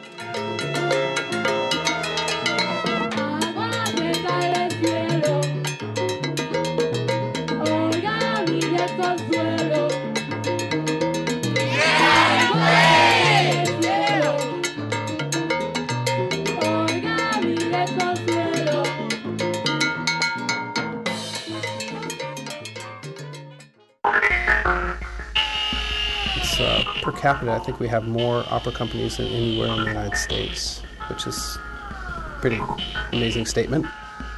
We're not trying to be flashy. We're not trying to be shocking. We're just trying to create something new and original. One of the great things about being a conductor is you enter and you turn your back and you just see the orchestra and the musicians and the singers on stage. Gesualdo was the most contemporary composer of his time, and I think he still is. When you look at his music, people, if you erased his name and you did it in an exam in a music class, many would think that he's a contemporary composer. He was, he became ill and was crazy at the end of his life, and really pushed the boundaries of harmonic language to things that were not acceptable at the time, for sure. But that I think, had a great influence on what came after. When you talk about lineage, he was a great influence on the harmonic language of the Baroque and of the contemporary up to now. So I thought it would be really interesting, because he was so contemporary and so avant-garde, to use him as a subject matter for, and also his life is perfect. You kill your wife, you get poisoned, all these things. It's a great story for an opera.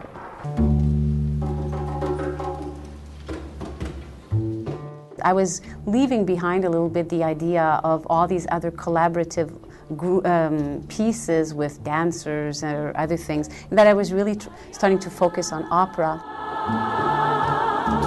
A friend of mine said, well, what would you really want to do with Ensemble Parallèle? And I said, opera.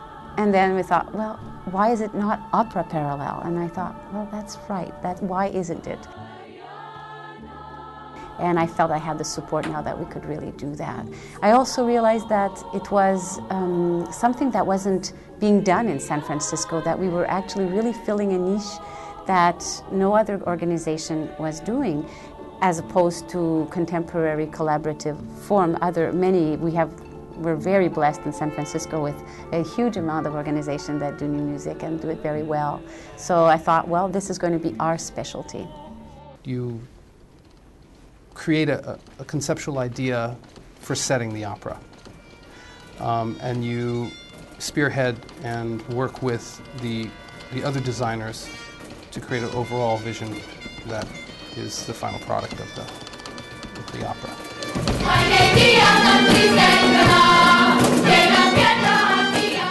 I was very inspired to work with him because in a way, the way he looked at the piece is very similar to the way I look at a score. It was very into the larger concept of the piece and then going into the detail. One of our mandates is to try and do interdisciplinary work. And there are so many great dancers and physical theater actors and choirs that we've worked with, all sorts of great video artists, that it's a great place to collect and collaborate with great artists. I had a model when I was a student, being at the University of Montreal, that they have a professional new music ensemble there, and as a student I had really benefited from being around this professional resident ensemble, and as an advanced player and as a conductor I'd been able to work with them, and it had really helped my growth. And I thought that one of my dreams was also to at one point have a professional resident ensemble in a good music institution, so that it would be an inspiration for the students in that institution, just like I had for me. Parallel Opera Lab is basically a laboratory, that allows us to germinate ideas technically and, work with different artists, designers, video artists, on any given project to sort of further the way we tell stories, and so to improve our ability to tell stories on stage. So it was part of that new idea of the Opera Lab, which we're really excited about. I wanted to investigate that aspect of Renaissance and new work. And so that's why the piece is the story of Gesualdo, which was a Renaissance composer. But then there are the young people who really aren't as interested in seeing traditional opera and like that technology we were just talking about. They like the integrated video quality, what feels like you're not necessarily watching a film, but something that is as engaging as a film, right? It's very different than film, but it has that kind of storytelling quality to it, where every little detail, which is what we work towards, is really integrated and helps capture the imagination, draw you in. That was part of the Opera Lab, to sort of investigate how we could use these colors, Renaissance colors, into the language of today. So one of the great things about a great story and about opera and about theater combined with contemporary music is that it in fact allows people to let go and be entertained and absorb the music, as opposed to just putting on a pair of headphones and listening to really intense contemporary music. It can be really overwhelming. That's what's great about art. Sometimes I worry if everyone loves it, I wonder, was it really good? Because you have to, really great art probably has to have both, right? Some people really do not like it and some people like it. So I'm always concerned about that at times. But Opera Parallel's used to sort of throwing something out there that's a little risky. I mean, I don't think we've ever done one project that couldn't have been disliked by someone or torn apart. I mean, that's the whole point of what we're trying to do. But, I think you never take this for granted. You always work very hard on making sure that the next production is your best production, if you can.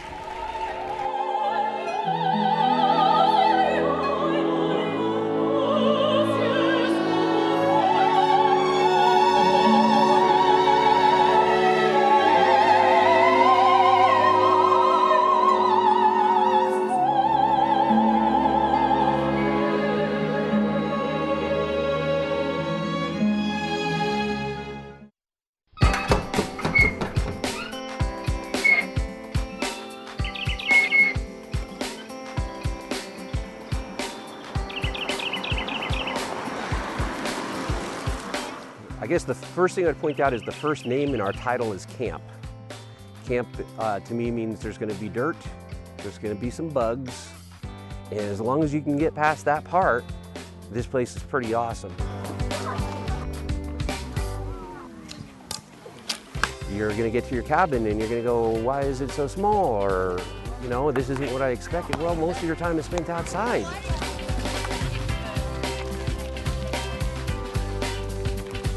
Programming was our first step. We wanted to offer a program that would, you know, really make people happy when they came up here and leave them with memories.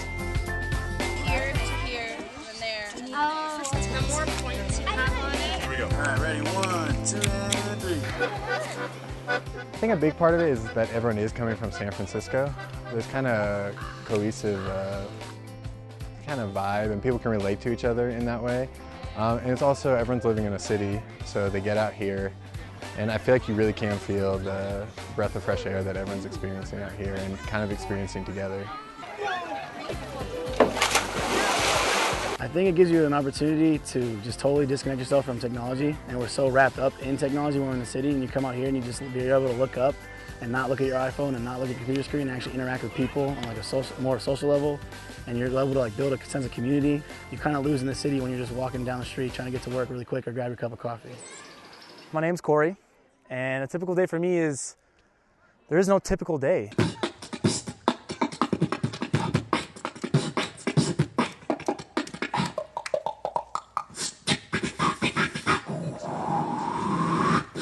Just from the first time being on stage for the talent show, being embarrassed up there and getting a huge applause, you know, never expected it, and just so many different random things. It's just a really great experience altogether up here. My name is Nathaniel Collins. I'm the executive chef here at Camp Mather. It's my job to oversee the production of over 1,500 meals per day for the guests of Camp Mather.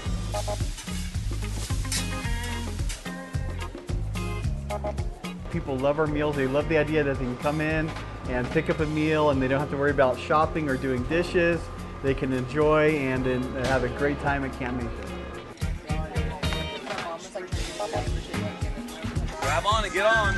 I like Camp Mather because it is just absolutely relaxing. The kids have a lot of freedom, and we can come up here and be parents and just let the kids run around. It's great. It has all of the things that I don't have to do. The kids get to do what they want to do, and basically we can focus on them, and that's our only job. I like Camp Mather because I can ride my bike and I like to swim in the lake. I love Camp Mather because I can swim in the kiddie lagoon. The children are up here playing around. They're riding their bicycles. It's a great place to let children see what the world is like outside of the city.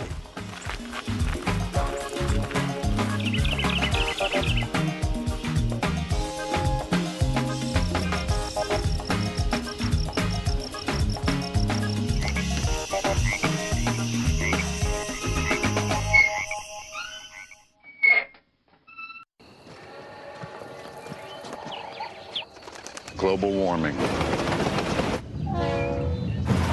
Some say irreversible consequences are 30 years away. 30 years? That won't affect me.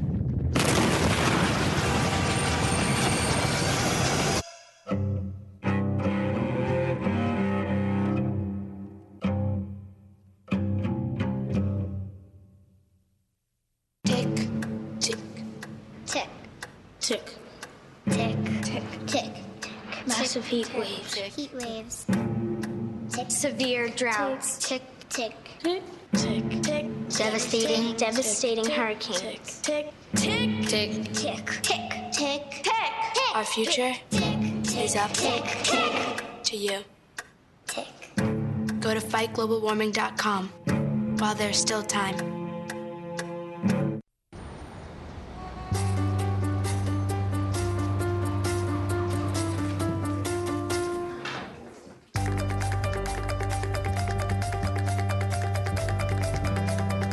Big dreams and good grades aren't enough to get into college. There are actual steps you need to take. Finding someone who can help is the first and most important. For the next steps, go to knowhowtogo.org. Opening like that, I think I should just say aloha! Aloha! Well, please thank Danny and Anna Kaka and the Beach Boys. Wasn't that awesome?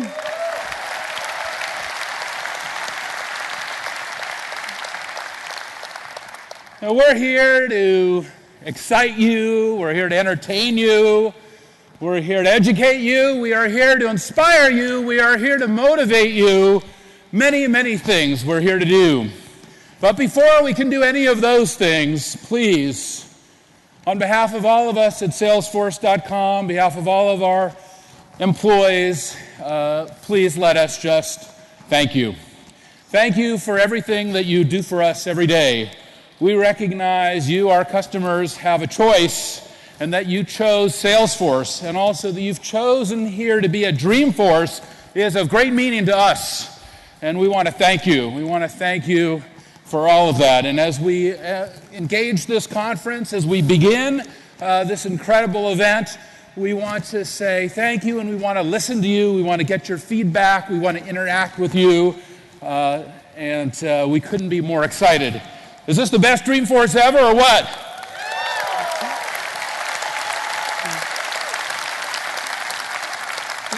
I want to just thank my team also. They've done just an incredible job, and this conference just gets better and better every year, and this is by far the best Dreamforce ever.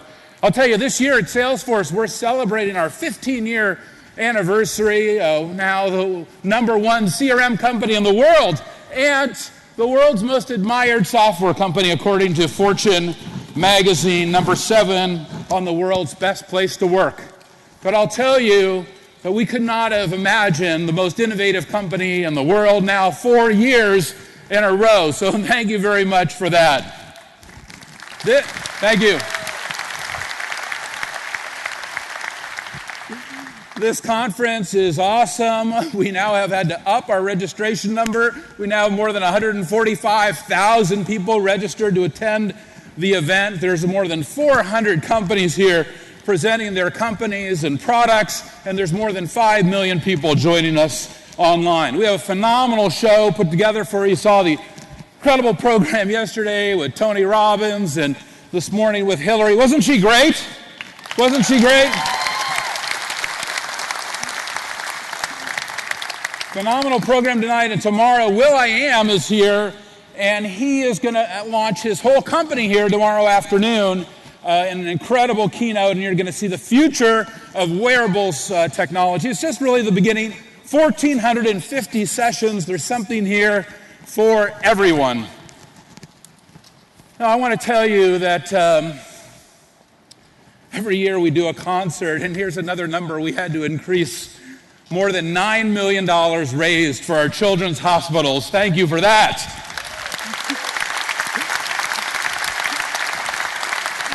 Now, we've raised through the conference more than $26 million for the children's hospitals, and we have this incredible hunger drive, and we thought we were going to raise 1 million meals, and that was until Tony Robbins decided to match it and make it 2 million meals. So thanks for participating in our drive against hunger.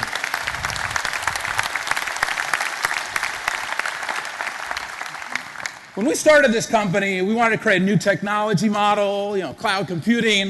We wanted to create a new business model, software as a subscription. We also recognized that we didn't want to just have this incredible product success and industry success, but we knew that as we proceeded on, we wanted to have great fulfillment, and we wanted to have, great satisfaction, and we knew that was only going to come from giving back at scale. That's why on the first day of Salesforce, we took 1% of our time, 1% of our equity, and 1% of all of our products, and we said we're going to give them back. Well, it's paid out way more than we could have expected. More than 680,000 hours of community service, $68 million in grants, 23,000 nonprofit organizations. My favorite moment in Dreamforce right now, if you are with a nonprofit or NGO, stand up and be recognized. Stand up if you're with a nonprofit or an NGO. Come on, you know you are. Look at these kids. Woo! Come on. All right. All right. Welcome, everybody. Welcome, you guys. Are you guys having a good time? Yeah! All right. All right. Customers are getting younger and younger every year.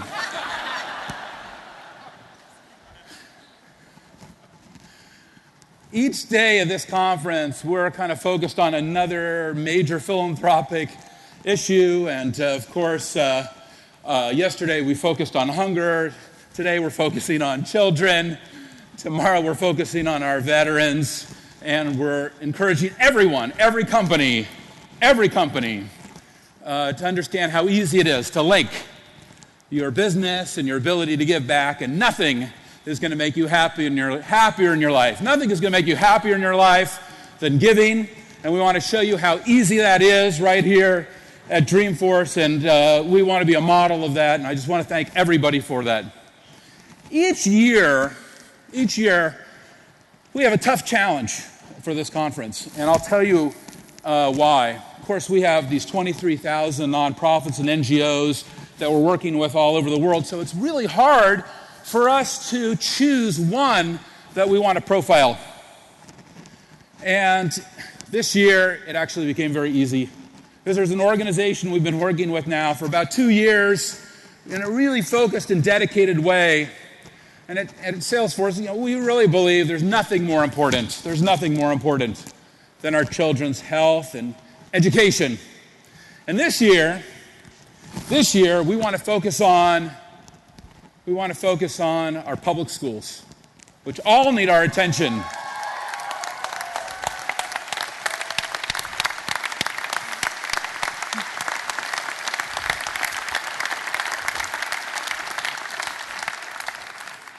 This is an issue Salesforce is super focused on, and I want to profile for Dreamforce 2014 our San Francisco Unified School District. Let's take a look.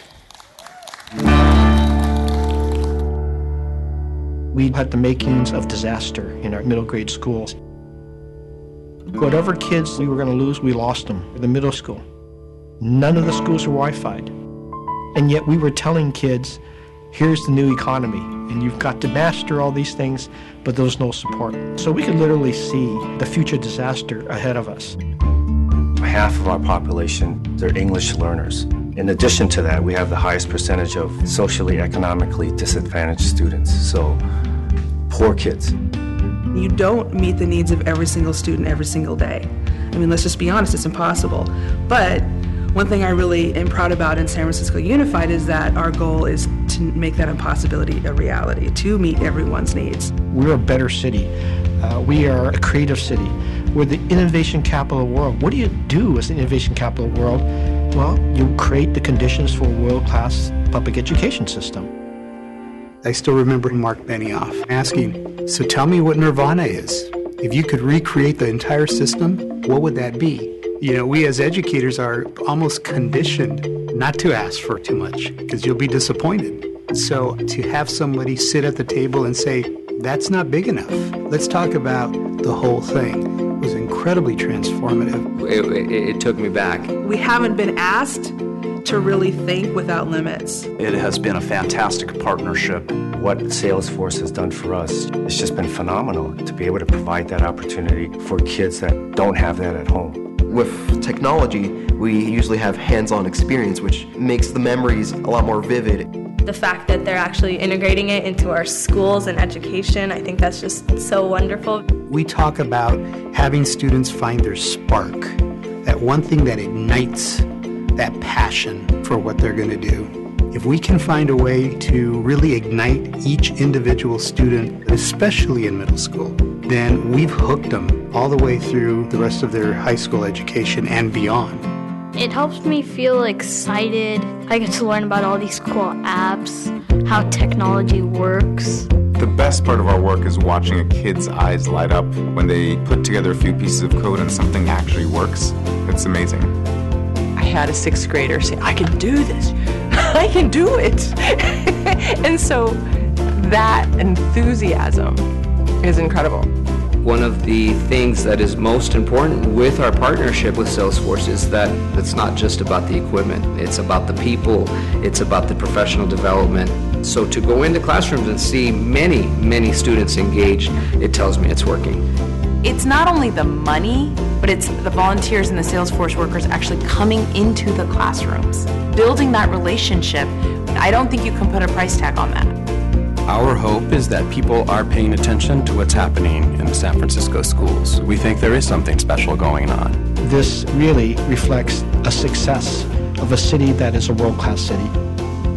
I think that we're creating conditions for generations of talent to be born in the city. Personally, having entered the public school system speaking only Spanish, I was an English language learner. And the statistics are pretty dire for English language learners. But I remember the first time that a teacher actually said to me, "Richard, you're going to college, right?" That was my spark. Salesforce being the first to say we believe in you, that partnership has been the spark for our school system. Sorry, I do get emotional. I get emotional because I see myself. I was an English language learner myself, and so it's very personal to me. I know now that when the kids come in and they leave in the 8th grade, they're leaving from a good house. There's like barely any women in certain, fields, and I want to be the one to like break that barrier. Every single one of my students has an amazing story. They're the people that are going to find the cure for cancer. They're the people that are going to end the wars. They're the people that are going to make sure that no one's hungry. I mean, they are the ones that are going to change the world. Reach upon the sky, reach upon the sky. We're gonna take you higher, higher, higher, way up in the clouds. We're not coming down. We're gonna shout it louder, louder, louder. Reach upon the sky, we're ready to fly. We're gonna take you higher, higher, higher, way up in the clouds. We're not coming down. We're gonna shout it louder, louder, louder.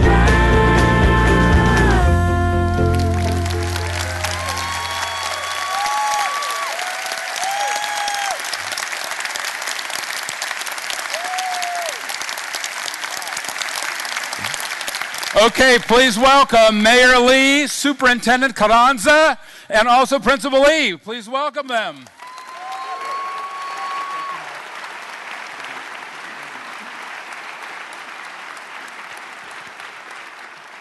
Now, I want to tell you that as anyone knows who's ever tried to do anything philanthropic in this world, you can pitch, but you've got to have someone who can catch. And we have just the A team right here. And in San Francisco, our superintendent does not have to work with our mayor.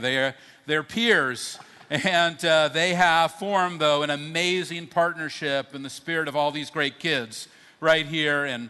And Principal Lee, you're just a fantastic leader of our public schools and one of our top middle schools here in San Francisco. So we're so thrilled to have the three of you here.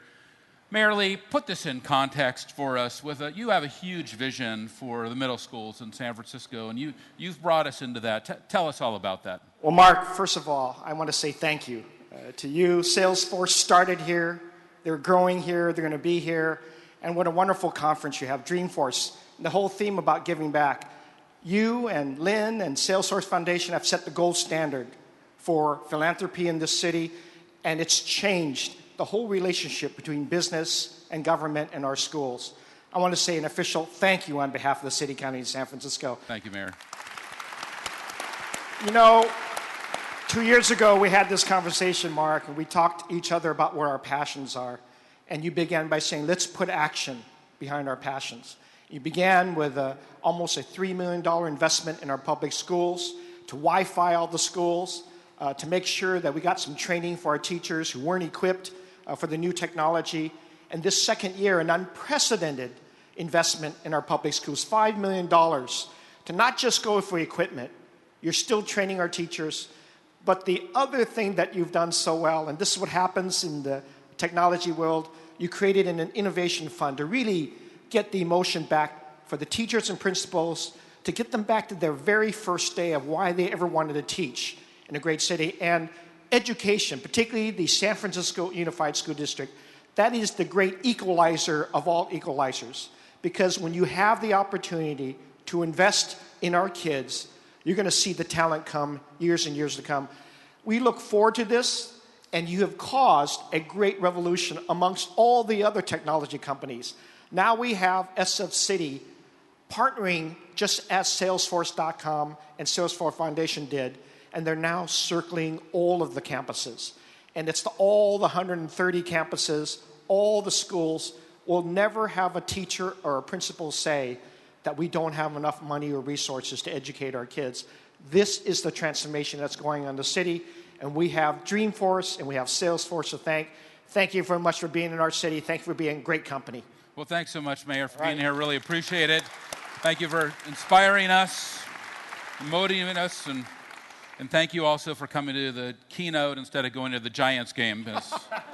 So thank you for that.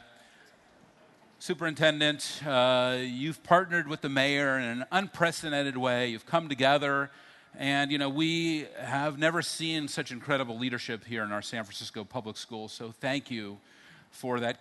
What is your vision going forward? Where are we all going with this investment? Well, thank you, Mark. And I want to join Mayor Lee also in thanking you on behalf of the 57,000 students in San Francisco's public schools.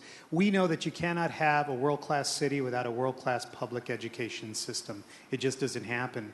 So our vision is that every student in every one of our schools will have not only exposure, but an opportunity to engage at a very deep level with technology, and not technology for technology's sake, but to transform their learning.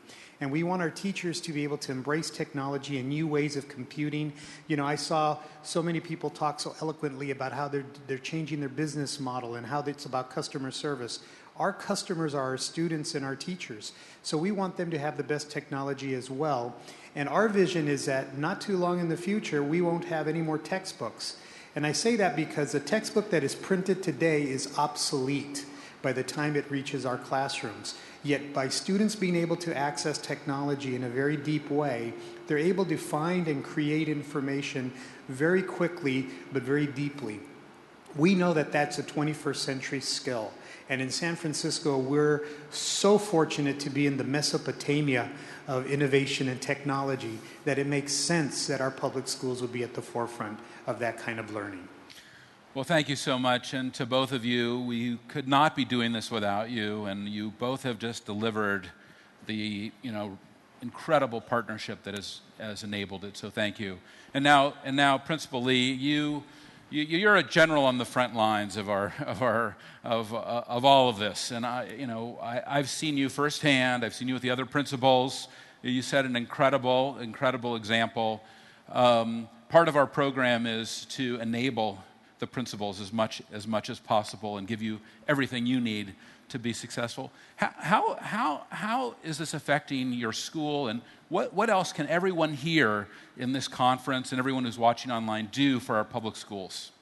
Well, I'd like to first echo what the mayor as well as our superintendent indicated in terms of the great work that you're doing for all of us, not just the San Francisco Unified School District, but all of the other organizations that you're supporting.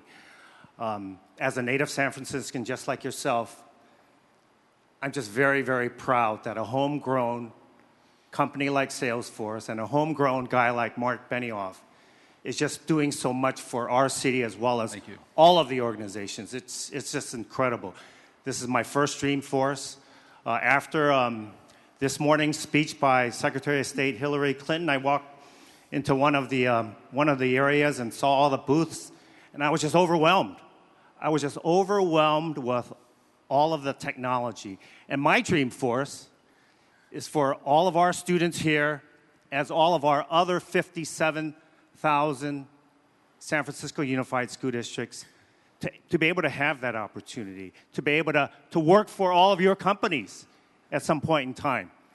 We have a very different population here in San Francisco, and that many of our kids are socially, economically disadvantaged. My particular school has 90% of our families are socially, economically disadvantaged. And for you, for Salesforce, to be able to provide the support, not only from a technological standpoint, but from the volunteer services, the Innovation Fund. It's just phenomenal. So thank you very much. Thank you. Well, thanks to the three of you. How about a huge hand for San Francisco Unified School? How about a huge hand for these kids right here? That's what it's all about. Come on, kids, stand up.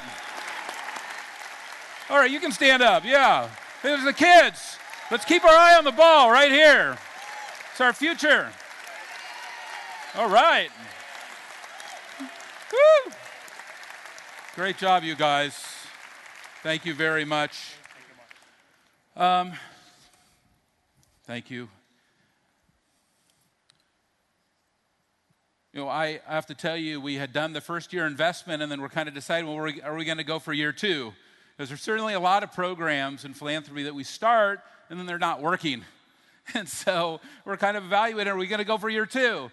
So I had a personal trip out to our San Francisco Zoo. And while you're in San Francisco, if you haven't had an opportunity to go out and visit our zoo, you should do it. Anyway, I was at the zoo, and the head of the zoo comes running over to me. Oh, Mr. Benioff, so great to have you here. Are you part of SFUSD? Is that why you're here? I go, no, what do you mean? Oh, well, it's Zoo Force. And he goes, it's Zoo Force, come over here. And, we went over to see the giraffes, and, I was looking at them eye to eye. And then we were surrounded with all these great kids who are from the school district with their iPads, and they were running this incredible application out at the zoo. And it was crystal clear to me, and it was completely serendipitous that we had to continue this great program for our kids and for our public schools. Before we go on to the next chapter, I want to just ask Will I Am to stand up. Will, stand up, would you? Welcome back to Dreamforce, Will. Thanks, Troy. Wouldn't miss it for the world. This is awesome. Will, you're a huge advocate for public education. You are working on an incredible program in your own hometown with College Track.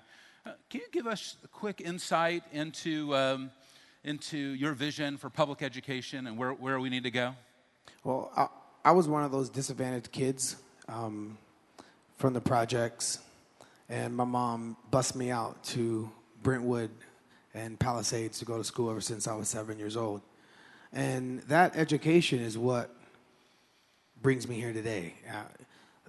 Those opportunities, that perspective on what wealth is, what families that live in houses are like.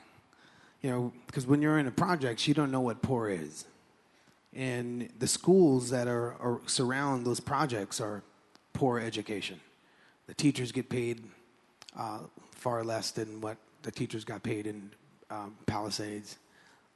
The funding per student is less. So my mom had a dream and a vision to send me out and bus me out to school. And then after I graduated and made something of myself and followed my dream in music, I realized that the magnet program was suffering. There wasn't investments in buses. And more importantly, Palisades was kind of moving towards the same type of funding for education than Roosevelt High School that I come from. Then I started meeting awesome people like yourself, because my success in music brought me to crazy corners in society, to where I'm talking to the head professor at CERN Laboratories in Montrose, and he invites us to go check out the particle accelerator. So I'm like, whoa, I read that in a Dan Brown book. That's for real. So then I meet that cat, and that's what inspired me to go to MIT all the time and meet with Professor Patrick at the Artificial Intelligence Lab. Then I started meeting all these wonderful, awesome people that impact culture in a totally different way. And then I met Lorraine Jobs after I saw Waiting for Superman. And I asked her, can you bring your program to my neighborhood? Because that movie, Waiting for Superman, is waiting for somebody that's not real, but the real problems. So the title of the film hurt me more than what they were talking about in the film. Because it didn't say we're waiting for Congress. We're waiting for, LA Unified. We're waiting for something they're waiting for somebody with tights. So that hurt. So I was like, hey, you're a superwoman. That program is super. Can I bring that to my neighborhood? Then I met Dean Kamen. Hey, Dean, how much will it cost for your first robotics program to couple? And then Jack Dangerman. Hey, your Esri map tools are awesome. Can I use those tools for my classroom? I want my kids to make maps too. So I started coupling all these things together in my neighborhood. And now our kids are building robots, going to China with the State Department, learning Mandarin. They're went from a point 1.7 GPA to now 3.2 and 4.0s. These kids are rock stars. Awesome. And, as you know, it's expensive, because you got to pay for college track. That ain't free. And you got to pay for FIRST Robotics. And these programs, a lot of the times I have to raise money. Sometimes I don't. Then I have to pay for it myself because these kids are, they did that. Someone did that for me. Someone made sure I hopped on that bus. Someone made sure the magnet program was funded. Someone made sure that there was a line for my family to stand for cheese and milk when we were growing up. I remember that like if it was yesterday. Like, boys, sit still. We gonna miss our place in line. I remember what that felt like. And wow, how strong my mom was to not be embarrassed to wait in line. Right? So all the work that I'm doing is just paying it forward for the things that were done for me. So tomorrow when we launch the company that I started, the kids that are a part of my program, we created our API and the SDK kit to make it easy for developers. But the platform is pretty rock solid. So our kids have created an app on our wearable device. It's a real wearable device. So a lot of people in the audience could be like, really, Will.i.am? Great. But this is like, I'm shooting for the stars on this one. I funded it, founded a company, got awesome engineers around me. Because for me to tell a kid you should take a STEM course and then I go off and go on tour, that's hypocritical.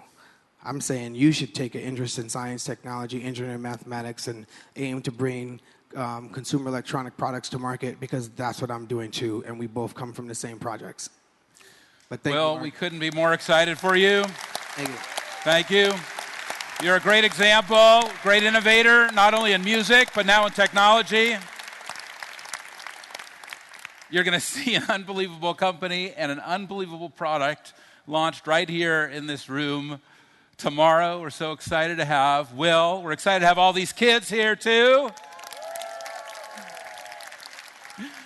I'll tell you, in this room, you can just feel the good vibrations, can't you?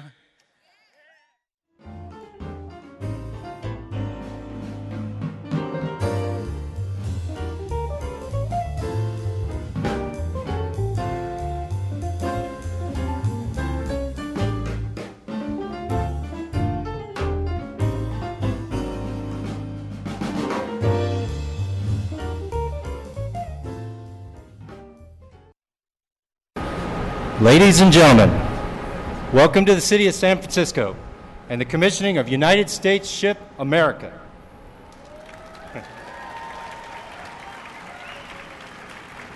I'm Captain Wayne Bays, the ship's executive officer.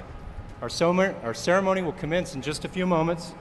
Please turn your cell phones off or place them in silent for the duration of the ceremony. Thank you. In 1776, the Continental Congress authorized the construction of a 74-gun ship to be named America as the first ship of the line built for the Continental Navy. In 1781, Congress ordered that ship ready for sea and picked Captain John Paul Jones as her commanding officer. However, in 1782, before the ship was decommissioned, Congress decided to present the ship to Louis XVI of France as a symbol of America's appreciation for France's sacrifices in behalf of the cause of American freedom. The first ship to bear the name USS America was initially a racing schooner in the 1850s, where she won a famous race that we now know as the America's Cup. She served during the Civil War, first as a blockade runner for the Confederacy, and then as a blockade scout for the Union in the 1860s. She finished her service as a training ship for the Naval Academy. The second ship to bear the name America was the German ocean liner Amerika. It was seized during World War I and commissioned into active service as USS America. She served in World War I as a troop transport, first for the Navy for 2 years, and then for the Army for an additional year. For the following 11 years, she served as a U.S. mail steamship, and in 1940, she was renamed the U.S. Army Transport Edmund B. Alexander, where she served in World War II. The third ship to bear the name USS America was one of 4 supercarriers built for the Navy in the 1960s. Commissioned CV-66 in 1965, she first served in 1967 in the Eastern Mediterranean during the Arab-Israeli War. In 1968, USS America deployed to Yankee Station in the South China Sea near the coast of Vietnam, where she conducted thousands of strike missions to disrupt the flow of supplies to communist forces in South Vietnam. In 1970, America again deployed to Vietnam carrying the latest light attack aircraft, the A-7E Corsair II, into combat for the first time. During more than 100 days on Yankee Station, America completed over 2,600 combat sorties and delivered over 11,000 tons of ordnance. We're pleased to have the commanding officer of that America, who later became the Chief of Naval Operations, present with us here today. Please join me in recognizing Admiral Thomas B. Hayward, United States Navy retired.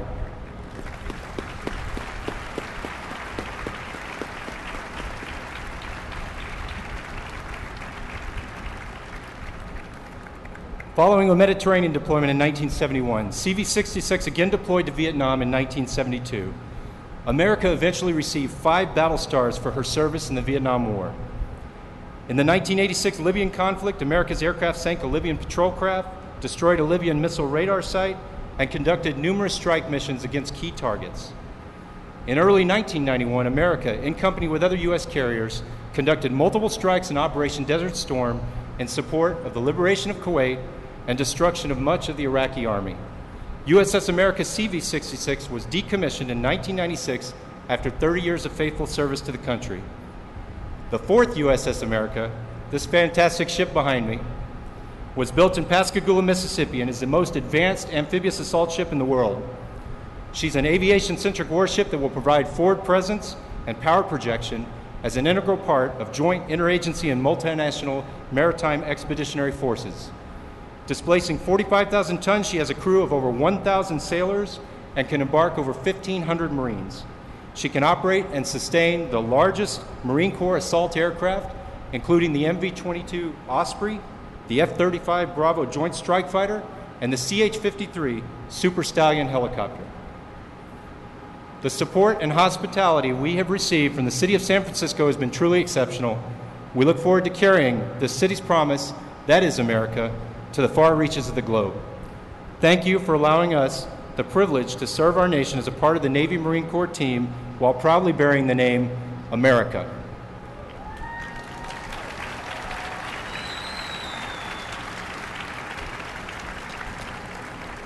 Today's ceremony is a time-honored tradition that began with the commissioning of our Navy's first ship, a captured British schooner, the Margaretta, in 1775.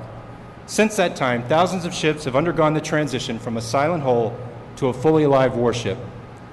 Our commissioning crew, hereafter known as plank owners, are in formation around you, and they are ready. Ship's company, attend hut. Will the guests please rise and remain standing for the arrival of our platform guest, military honors to the Secretary of the Navy, our national anthem, and the invocation. We welcome and thank the U.S. Navy Band Southwest who assist us today. Ladies and gentlemen, our platform guest, Commander John Johns, Chaplain Corps, United States Navy, our ship's chaplain. Mr. Fred Hoffmeyer, Deputy LHA Program Manager's Representative, Supervisor of Shipbuilding, Gulf Coast. Captain Chris Mercer, United States Navy, Program Manager, LHA Class Ships, Program Executive Office Ships. Rear Admiral Robert Biesel, United States Navy, retired, former Commanding Officer, USS America, CV-66. Rear Admiral Frank Pons, United States Navy, Commander, Expeditionary Strike Group 3. Rear Admiral Thomas Brown III, United States Navy, retired. Chairman, USS America Commissioning Committee.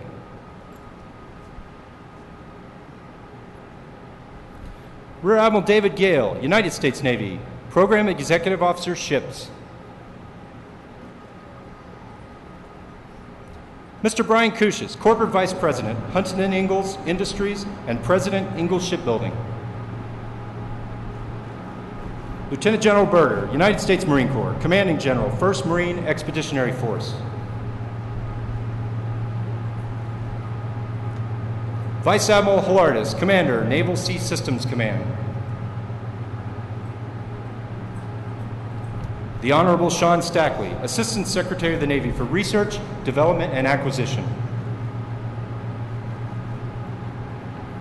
Admiral Harry Harris, Commander, United States Pacific Fleet.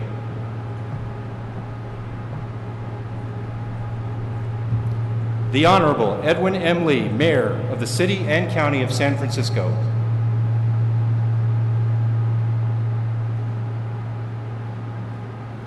Ladies and gentlemen, our ship sponsor, Mrs. Lynn Pace, escorted today by Command Master Chief Chad Lunsford, United States Navy, Command Master Chief of America.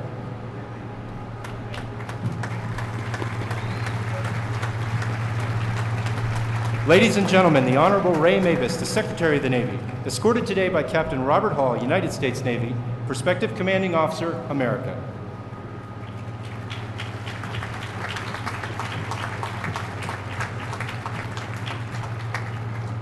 Ladies and gentlemen, honors to the Secretary of the Navy. Platform, hand salute.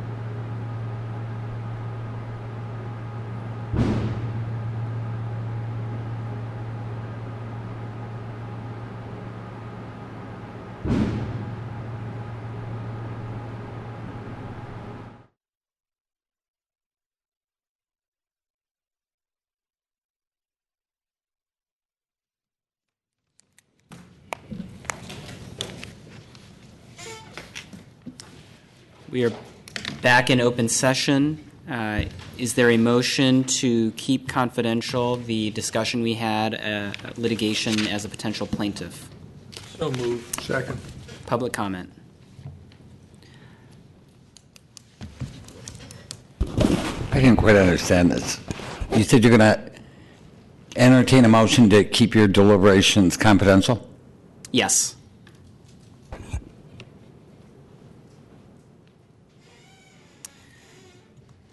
All in favor?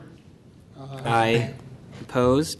Hearing none, the motion to keep the deliberations relating litigation as a plaintiff confidential passes 5-0. The next item on the agenda is the evaluation of the executive director.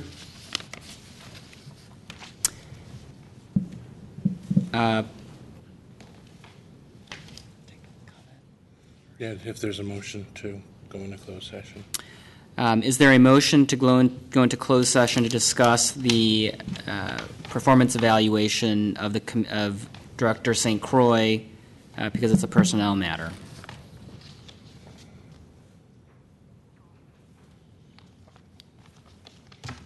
Okay, public comment? Oh, wait, I think we need to hear if there's a motion. No. I will so... Can I move? Yeah. I will so move. Public comment. Did you need a second? Did I not? Is there a second to that motion? I'll second it. Okay. Assuming that you're having a closed session, I just wanted to say I think the executive director is continuing to do a good job under difficult circumstances. The fact that you don't have enough resources to do the things that you want to do that need to be done, I don't think is directly the result of the executive director. I think it's fine to set performance goals and to check in with the director on achieving those goals, but the question of resources to accomplish your tasks is really a budgetary matter. And I just wanted to make that clear. Thank you.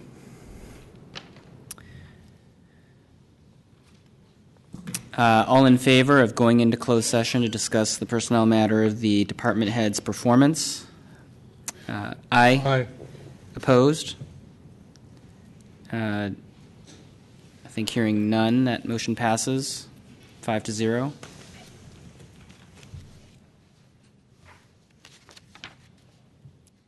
We are in closed session.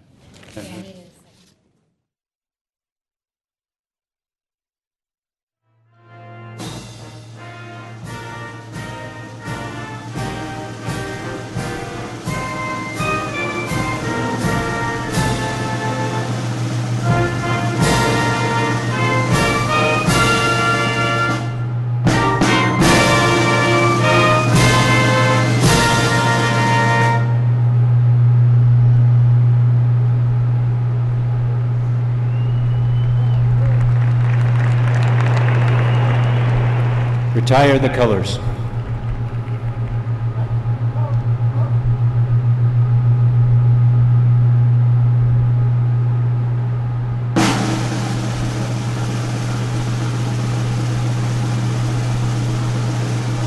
Platform, ready, 2.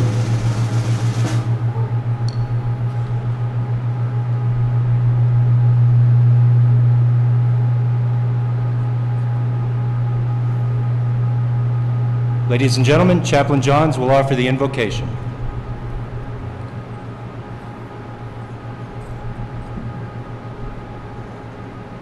Let us pray. Eternal God, we gather today to mark another milestone in the life of this great ship, its commissioning. On this day, we recognize that this ship is meant to go to sea, to sail upon the waves in order to carry out her mission to protect our nation. This magnificent ship brings together the sailors' dedication to successfully sail the unobstructed seas and the Marines' tenacity in combat, especially in the air. We bear witness that this ship is the proud inheritor of a distinguished tradition.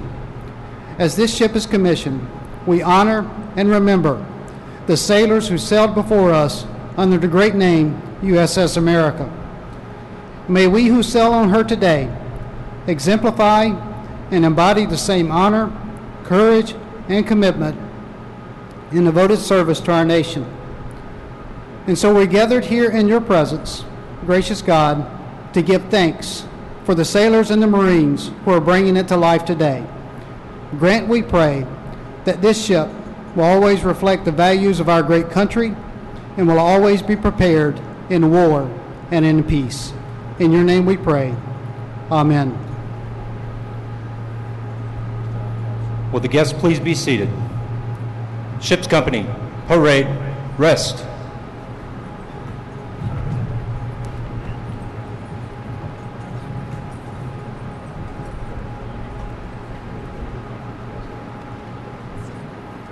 Ladies and gentlemen, the Honorable Edwin M. Lee, Mayor of the City and County of San Francisco.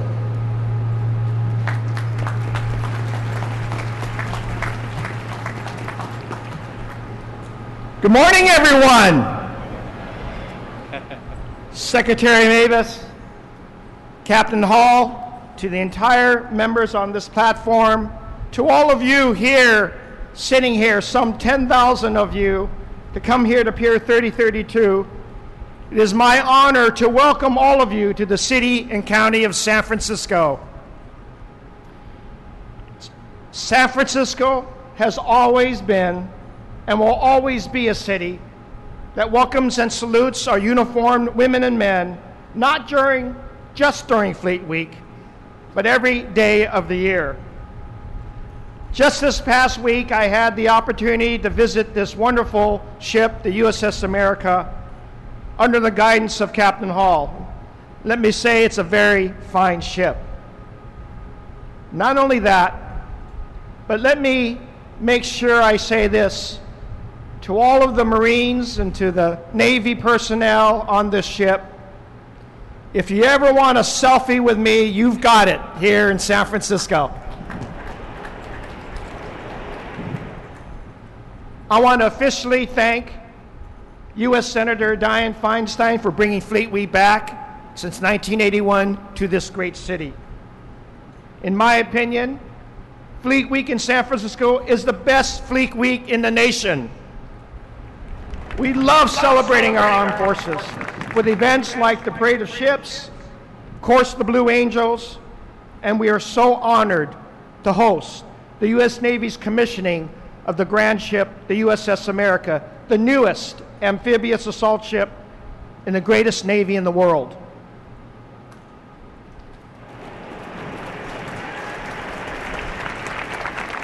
Fleet Week is also an opportunity to help us prepare for emergencies and natural disasters.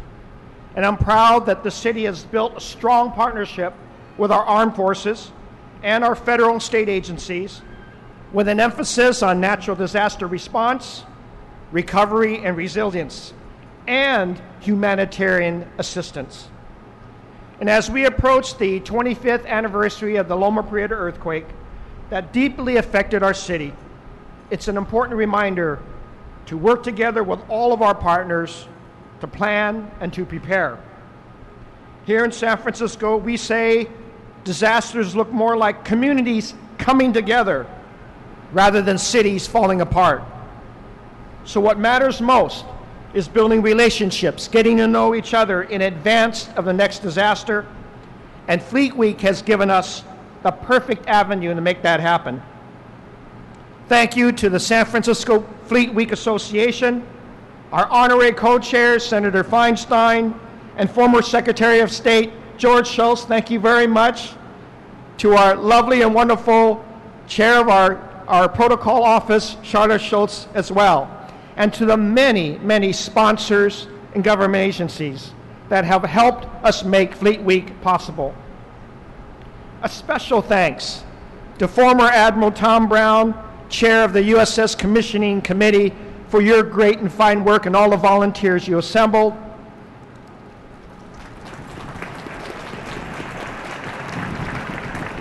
And a very, very special thanks to Ms. Lynn Pace for your dedication to military families and to their children and to the support and sponsorship of the USS America.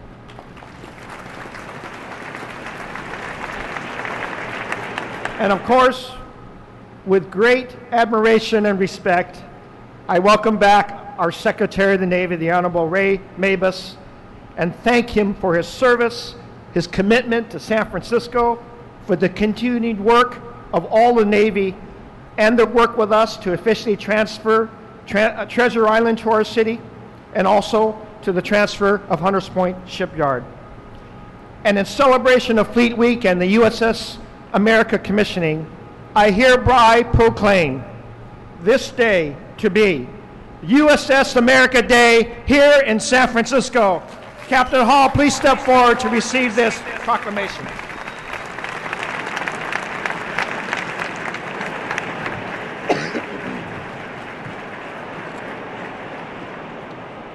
And of course, since we're within eyeshot of our giant stadium, you know I'm not getting off the stage without saying Yes, yes, yes. Go Giants.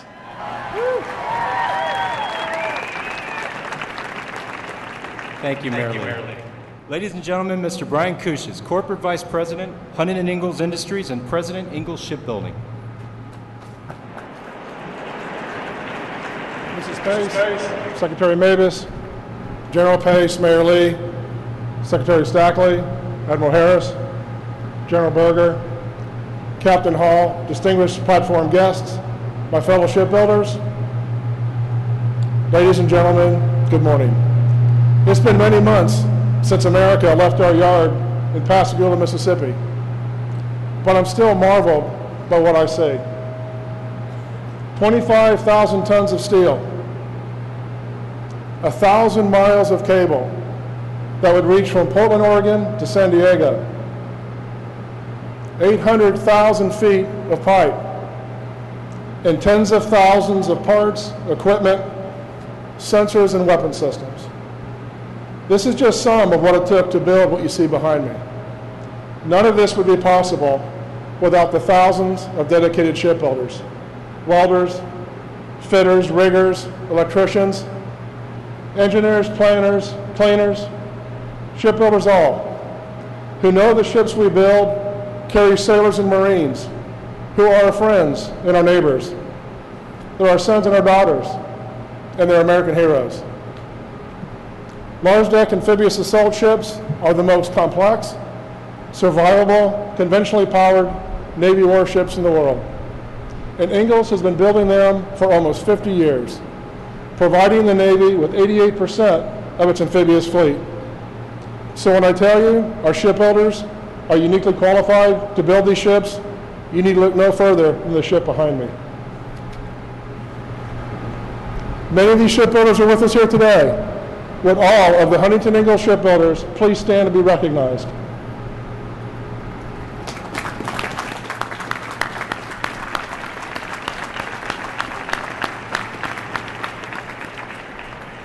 Thank you very much. Our mission is clear. Build the best ships we can with safety, quality, cost, and schedule as our top priorities, because America and the men and women who sail in her deserve nothing less. Ingalls Shipbuilding is honored to have built America, a special ship in both design and namesake. Just like LHA-6 is the first-in-class ship for the Navy, she was also a milestone ship for Ingalls.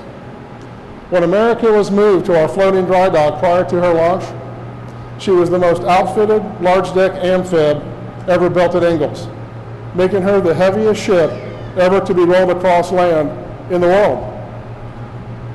She had the highest quality of any previous large-deck amphib delivered, which was clearly demonstrated during her acceptance trials earlier this year.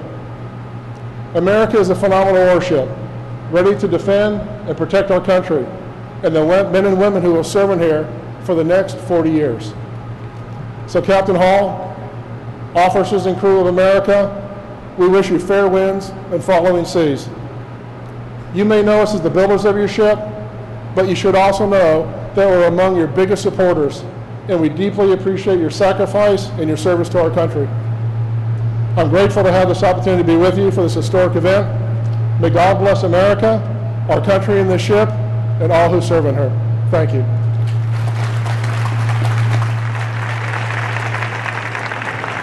Thank you. Ladies and gentlemen, Lieutenant General David Berger, Commanding General, 1st Marine Expeditionary Force.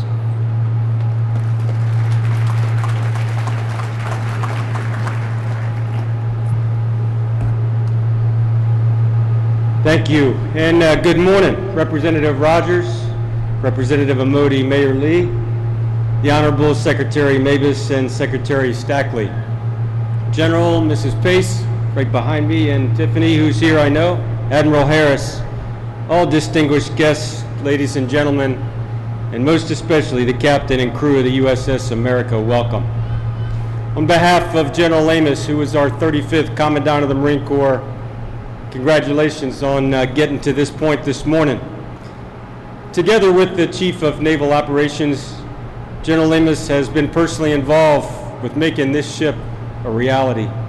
As much as he and Bonnie, his wife, would have liked to have been here with us this morning, I want you to know they're busy packing up their household belongings in Washington, D.C., because next Friday he turns over the commandancy. I'm humbled to represent General Amos here this morning.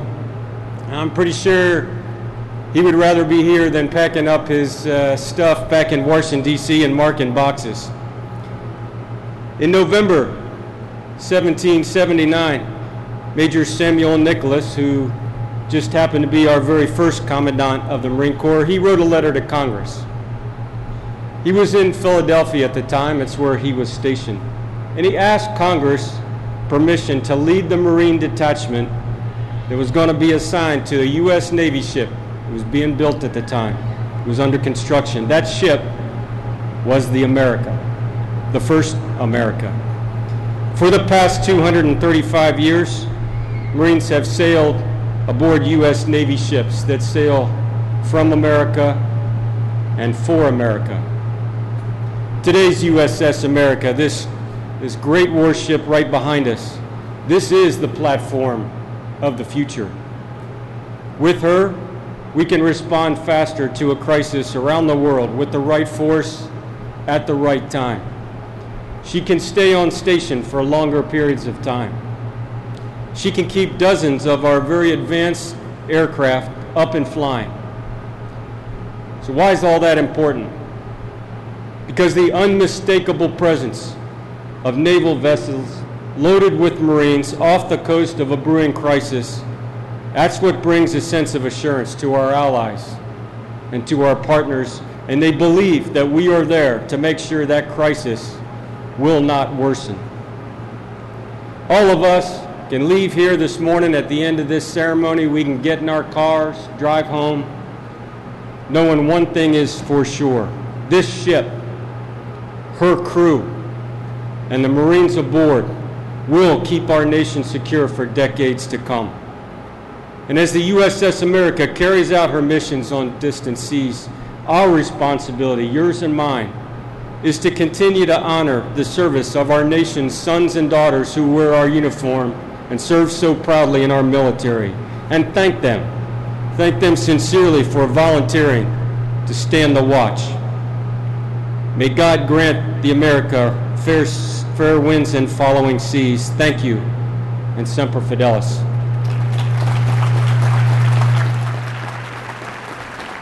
Thank you, General Berger. Ladies and gentlemen, the Honorable Sean Stackley, Assistant Secretary of the Navy for Research, Development, and Acquisition.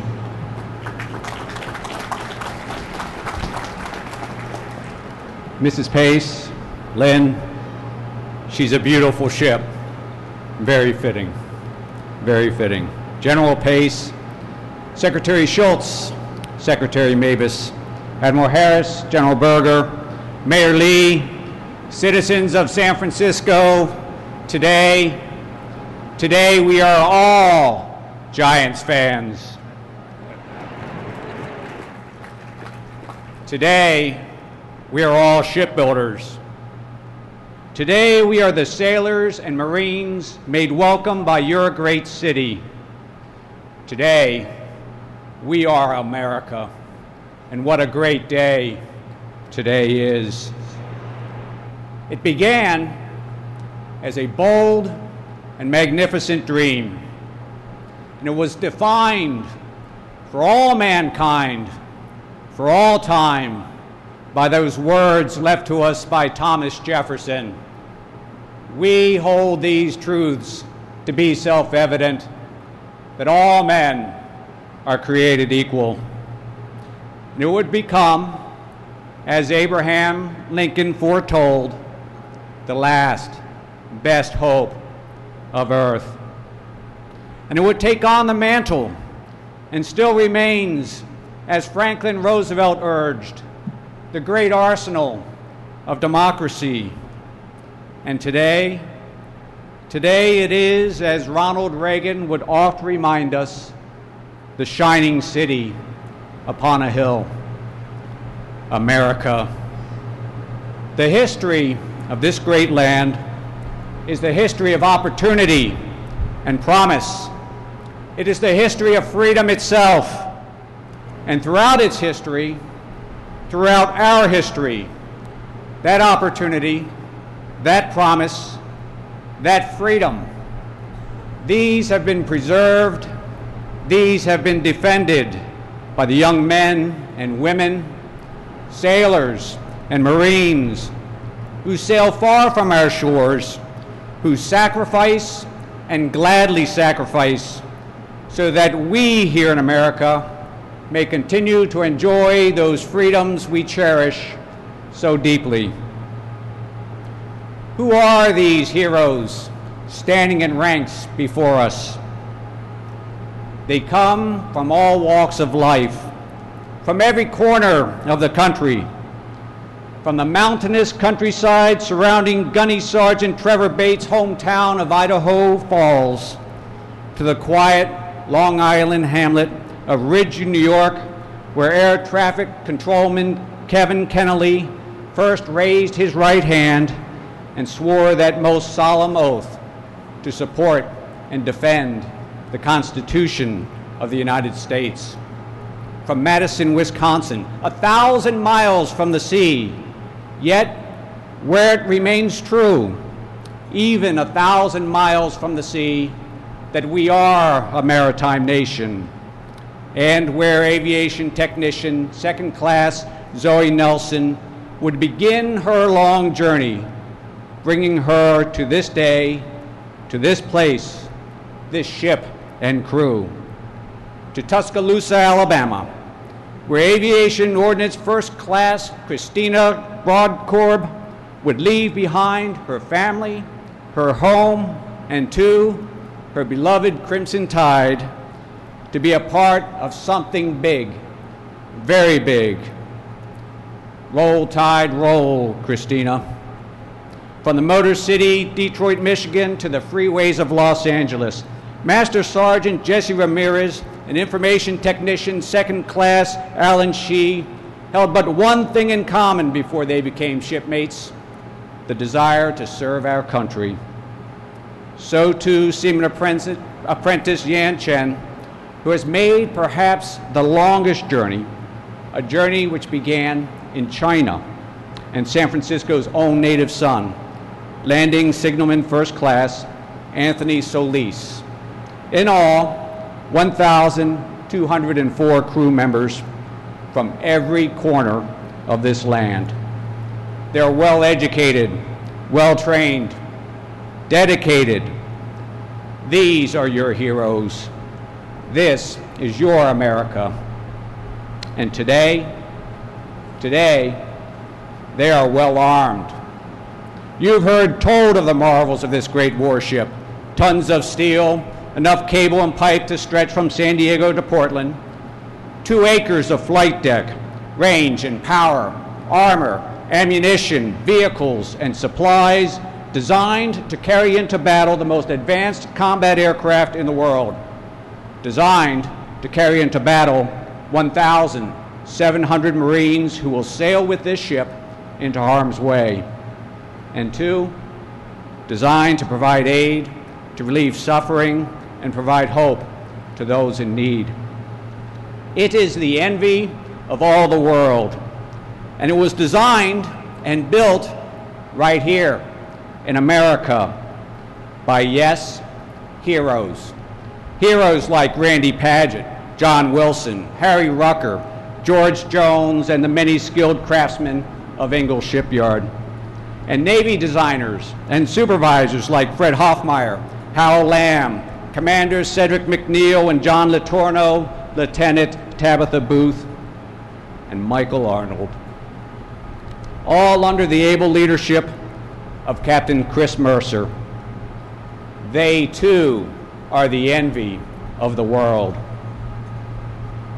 We here today understand ours is a freedom which is not a God-given right. It comes with great burden and sacrifice. And so it is today that 85,000 sailors and Marines are deployed, providing security on every continent, every ocean, every sea, soon to be joined, soon to be made more strong by this ship and crew. The skipper, officers and crew who proudly call yourselves the America, always keep in mind that when you sail, where you sail, America sails. And upon America rests the opportunity, the promise, the freedom, the hopes of all the world. It began as a bold and magnificent dream. Godspeed, America. God bless these United States.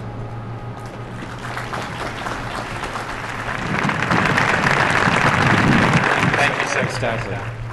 Ladies and gentlemen, Admiral Harry Harris, Commander, United States Pacific Fleet.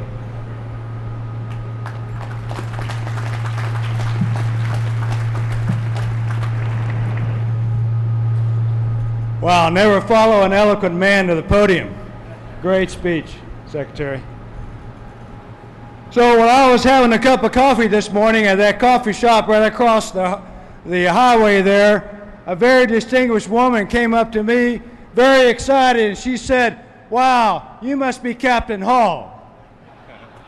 Well, what could I say but, "Yes, ma'am, and welcome to the USS America, and ladies and gentlemen, welcome to the USS America." So, distinguished guests, ladies and gentlemen, sailors and Marines of America, good morning. And what a great Navy Day as we gather together during San Francisco Fleet Week, just 2 days before our great Navy, before your great Navy celebrates our 239th birthday, to commission our nation's newest warship, a great Navy Day indeed. Now, I've always found the citizens of the Bay Area to be such gracious hosts, and I'm honored to be here with you today to help celebrate this region's history of military service and maritime tradition as we commission this great ship, the United States ship America. As I look around, I realize that there are so many distinguished guests that it would take a whole hour just to name them, so I won't. But I do want to acknowledge a few. Secretary Schultz, Secretary Mabus, Congressman Rogers and Amidei, Mayor Lee, Assistant Secretary Stackley, some of our industry partners, including Mr. Brian Cushas, our engineers, including Mr. Frederick Hoffmeyer. You know, ladies and gentlemen, America builds great ships. And if you think about it for a moment, the last captain of this ship behind me is not yet born. Now that's a return on investment indeed. And of course, Mrs. Lynn Pace, the ship's sponsor, Mrs. Tiffany Pace, the maid of honor, and I'm betting that former chairman of the Joint Chiefs, General Pace, is somewhere here as well. Right, sir? Admiral Brown, Admiral Hilardes, Admiral McKay, General Berger, fellow flag and general officers, distinguished guests, ladies and gentlemen, good morning.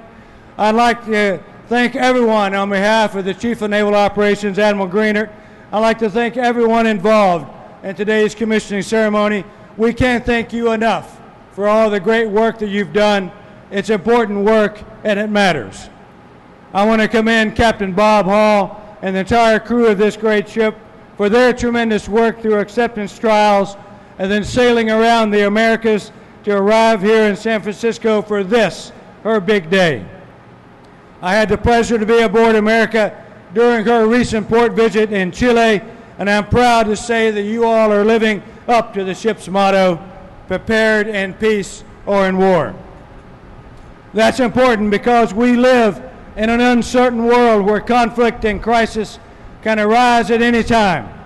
And as our nation conducts a strategic rebalance to the Pacific, warships like the USS America and the magnificent sailors and Marines who man her will be needed now more than ever.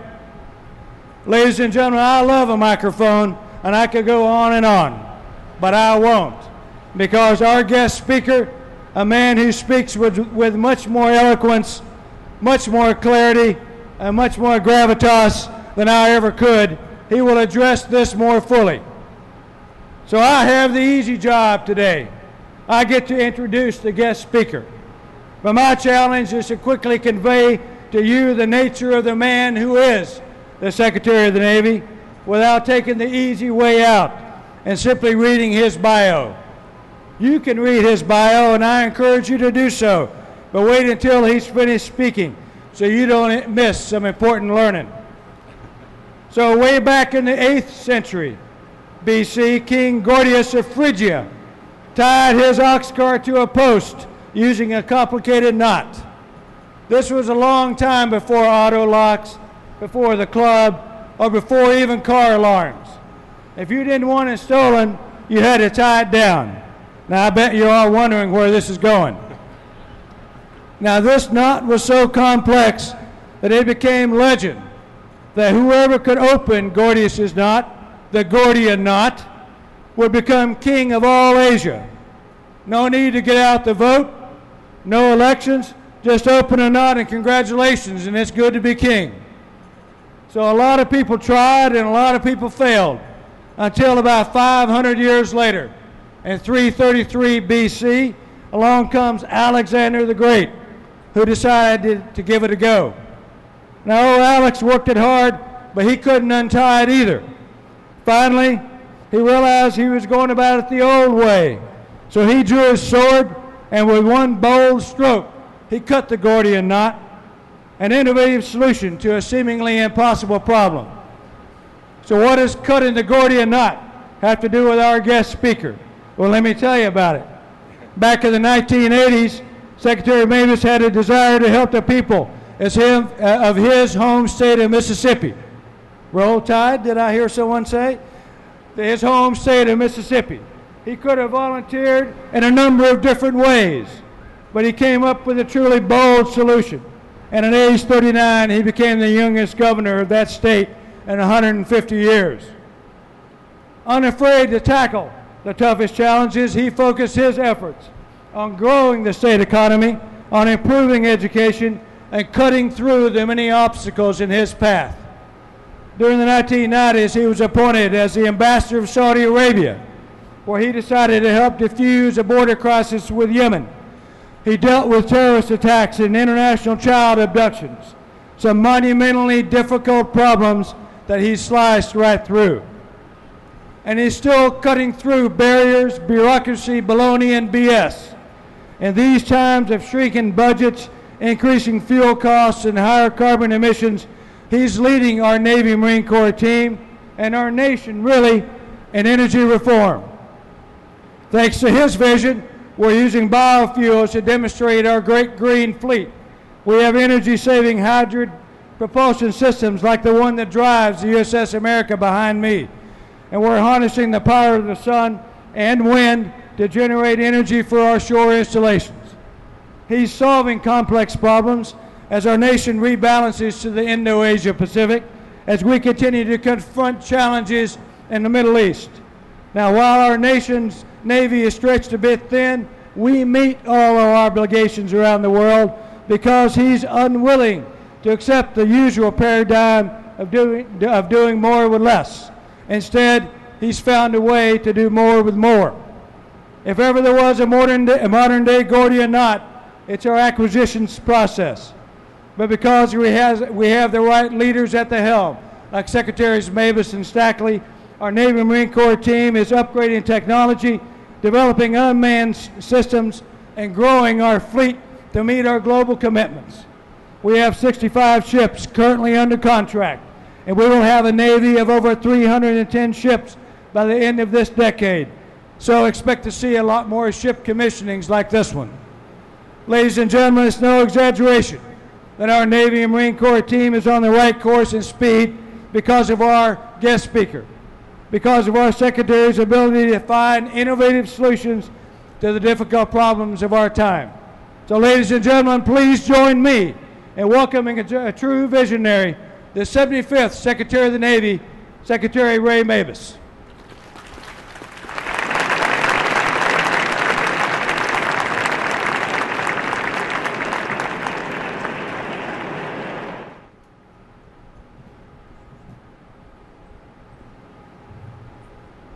Thank you, Harry Harris.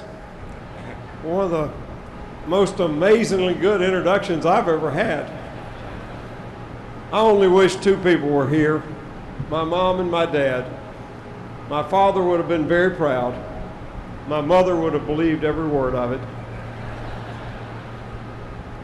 Mr. Mayor, this great city, captain of the USS America, to our distinguished platform guest, and I want to take just a moment of personal privilege, as a couple of speakers have done, to recognize Secretary and Mrs. George Shultz, former Secretary of State, former head of protocol for the city of San Francisco,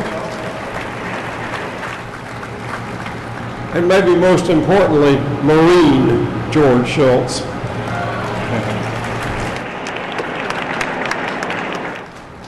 And I also want to recognize a couple more people.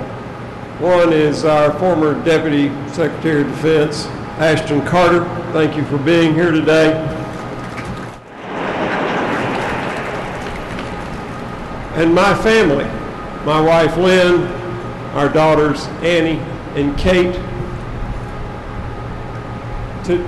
Today is my birthday.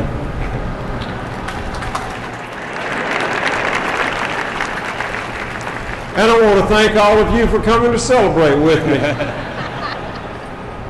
My only question is, what do we do next year to top this? I couldn't be more honored, more pleased to be here with the magnificent sponsor of this magnificent ship, Lynn Pace, with Congressman Rogers and Amodai, with the people of San Francisco, with the shipbuilders of the USS America and the shipbuilders of America, and with all of you. This city, this area has been great friends, longtime supporters of our Navy and Marine Corps. We have a long and storied history. And to Lynn Pace, we have so few opportunities to recognize the deep contributions our military families make. So thank you for all you have done with your husband, General Pete Pace, over a very long career. And we look forward to more decades of service as your sponsor of America. Now, Lynn Pace, I have to tell you that Lynn Mavis is here today to pick up some tips on being a sponsor of a big deck amphib, because she is a sponsor of the next big deck amphib, LHA 7, the Tripoli.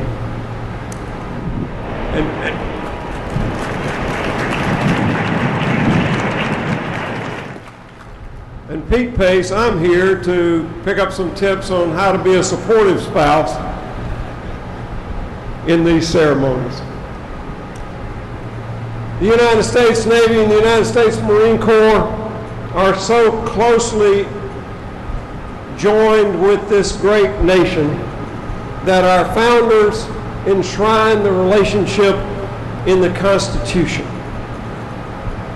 Our Constitution requires Congress to provide and maintain a Navy, then as now.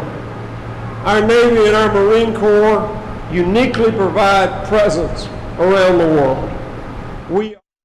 They're joined by tens of thousands of our sailors in the world's oceans.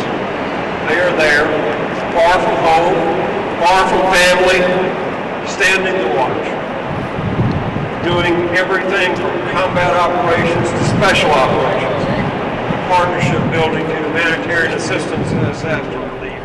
And they are performing magnificently. If you ever become concerned about America, go talk to a young sailor or Marine. You will not be concerned anymore.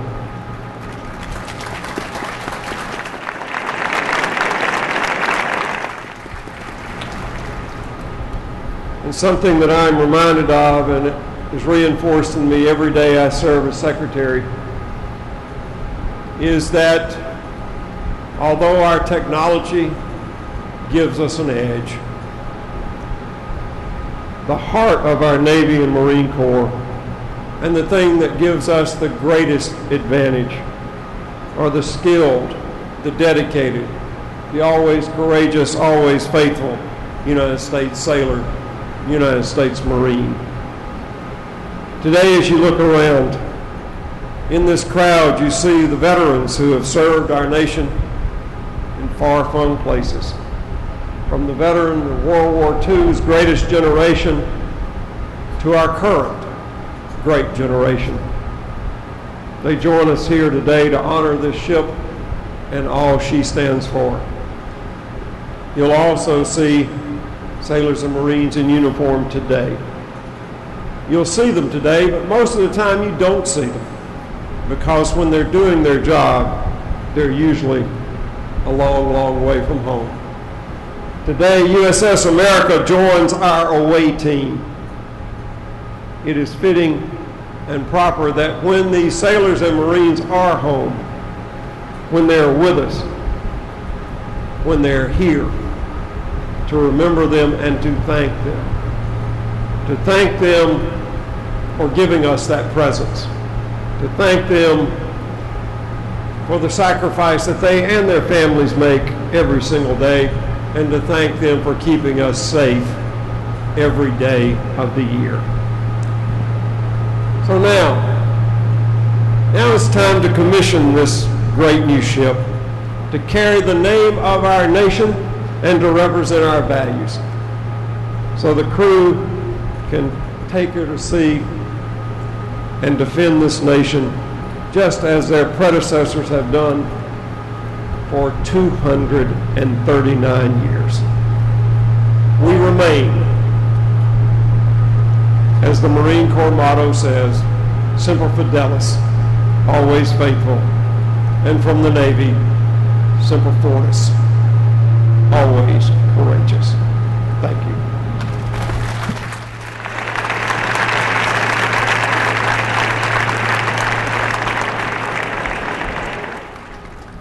Thank you, Mr. Secretary.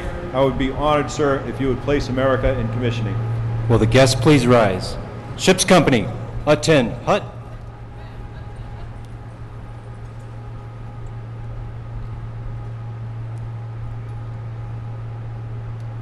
For the President of the United States, I hereby place United States ship America in commission.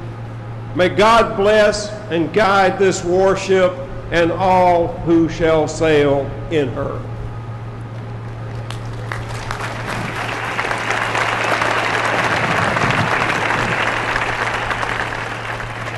Thank you, Mr. Secretary. Executive Officer, hoist the colors and the commissioning pennant. Aye, aye, Captain. Ladies and gentlemen, I direct your attention to the ship's mast as we hoist the colors and the commissioning pennant. Quartermaster, hoist the colors and the commissioning pennant. Aye, aye, sir.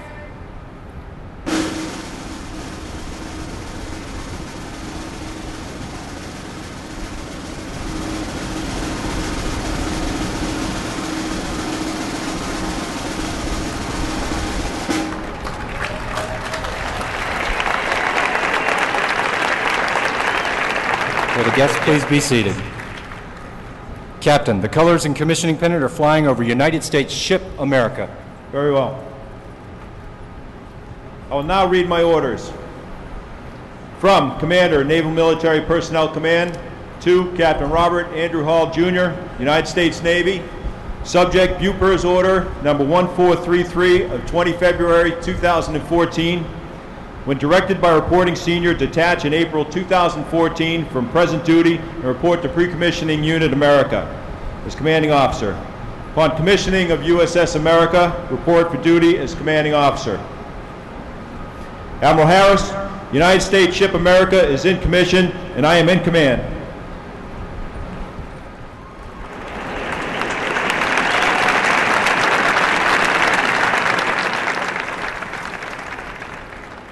Executive Officer, set the first watch. Aye, aye, Captain. Officer of the deck, set the watch. Aye, aye, sir. The officer of the deck is the commanding officer's direct representative, and while on watch is responsible for the safe operation of the ship and her crew. The long glass is the traditional symbol of an officer of the deck's authority in a ship of the line. We are pleased to have Rear Admiral Robert Beasel, United States Navy retired, the last commanding officer of the aircraft carrier USS America CP-66. He will pass the long glass to Lieutenant Commander Brian Cable, our ship's navigator and first officer of the deck. The petty officer of the watch is Aviation Ordnanceman Second Class Courtney Powell of Kylene, Texas. The bosun's mate of the watch is Bosun's Mate First Class Nancy Romero of Los Angeles, California. And the messenger of the watch is Bosun's Mate Third Class Ronald Latimer of Flint, Michigan.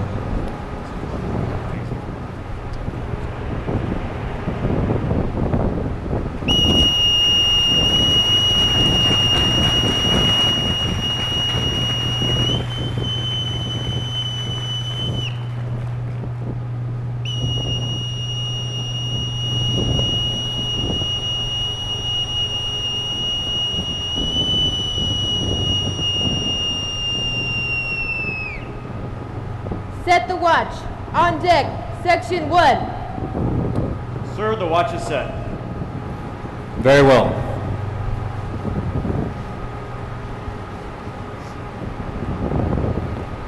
Captain, the watch is set. Very well. We're delighted to have our sponsor, Mrs. Lynn Pace, with us today. Lynn christened America in Pascagoula, Mississippi on October 20th, 2012. Lynn, I'd be honored if you join me and give the order to man our ship and bring her to life.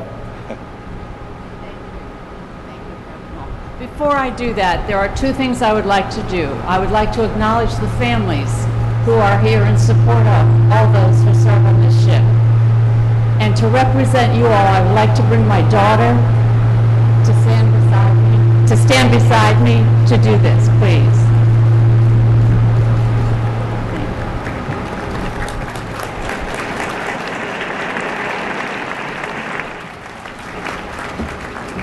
And I would like the men and women who serve on this ship to take my heart and my love with you as you sail. Ready? Officers and crew of the USS America, man our ship and bring her to life.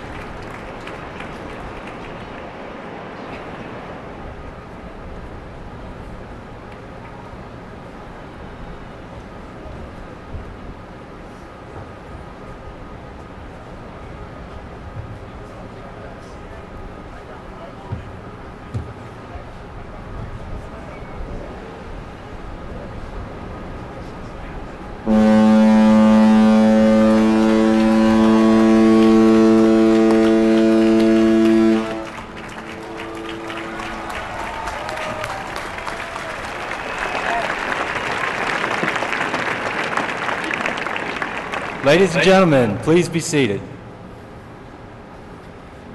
We thank the Marines of 1st Marine Expeditionary Force, Camp Pendleton, for embarking our ship's initial landing force as USS America came to life.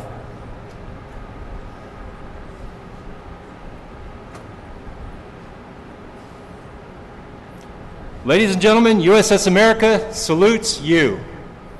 We are proud to serve in your Navy Marine Corps team. Ready? 2. Captain, the ship is manned and ready. Very well. Admiral Pons, USS America is manned and ready and reports for duty to the fleet.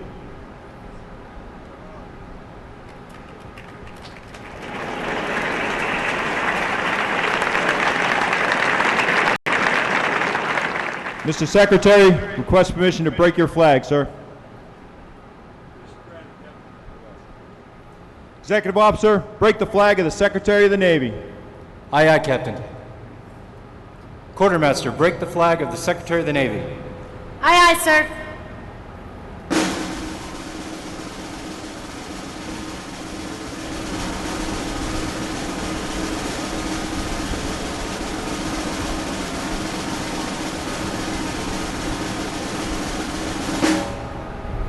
Captain, the flag of the Secretary of the Navy is flying over USS America. Very well.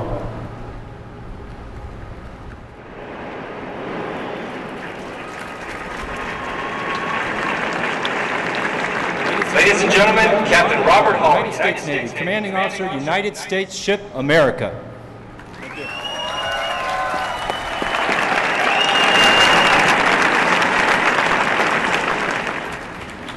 Mrs. Lynn Pace, our wonderful sponsor, Secretary Mavis, former Secretary Schultz, Mayor Lee, Admiral Harris, Assistant Secretary Stackley, Lieutenant General Berger, Vice Admiral Hilardes, distinguished guests, ladies and gentlemen, family and friends, welcome aboard. This is, you may think that commanding a warship this large is tough, but well, I'll tell you, talking in front of a crowd this large and this distinguished, I think is a little bit more challenging, but fortunately for me, all the great speeches have already been done. Thank you very much, Admiral Harris, Mr. Secretary, and everyone on the podium for making my job a little easier, taking the pressure off. So all I have to do is really thank all those that helped me to get here today. First, of course, I want to thank God for the many blessings I've received in my life. Whatever I'm doing, I just hope I continue to keep doing it. I want to thank Mayor Lee and the city of San Francisco for welcoming us into your beautiful city, which is richly steeped in naval tradition. Thank you, sir. I want to especially thank Rear Admiral Tom Brown and the entire commissioning committee who've been working non-stop for over a year to ensure this commissioning was an event worthy of the name America and that the entire week was something the crew would remember for their lives. Thank you all so much for the time, dedication, and tireless effort you put into making this a great week. Thank you, Admiral Brown. Thank you. I need to thank the United States Navy primarily for being a first-class organization that I've been fortunate enough to be a part of for so long. And in particular, I want to thank them for assigning me to command this incredible warship and this extraordinary crew. If you know me at all, you'd know that there's no greater honor for me than to be assigned commanding officer of the USS America. As Johnny Cash puts it in his Song of the Patriot, I am a flag-waving patriotic nephew of my Uncle Sam, and although it's the Navy's 239th birthday on Monday, happy birthday, Navy. It's the Secretary of the Navy's birthday today. Happy birthday, Mr. Secretary. You know, I feel like I'm the one getting the present here. This is just a great day for me. Of course.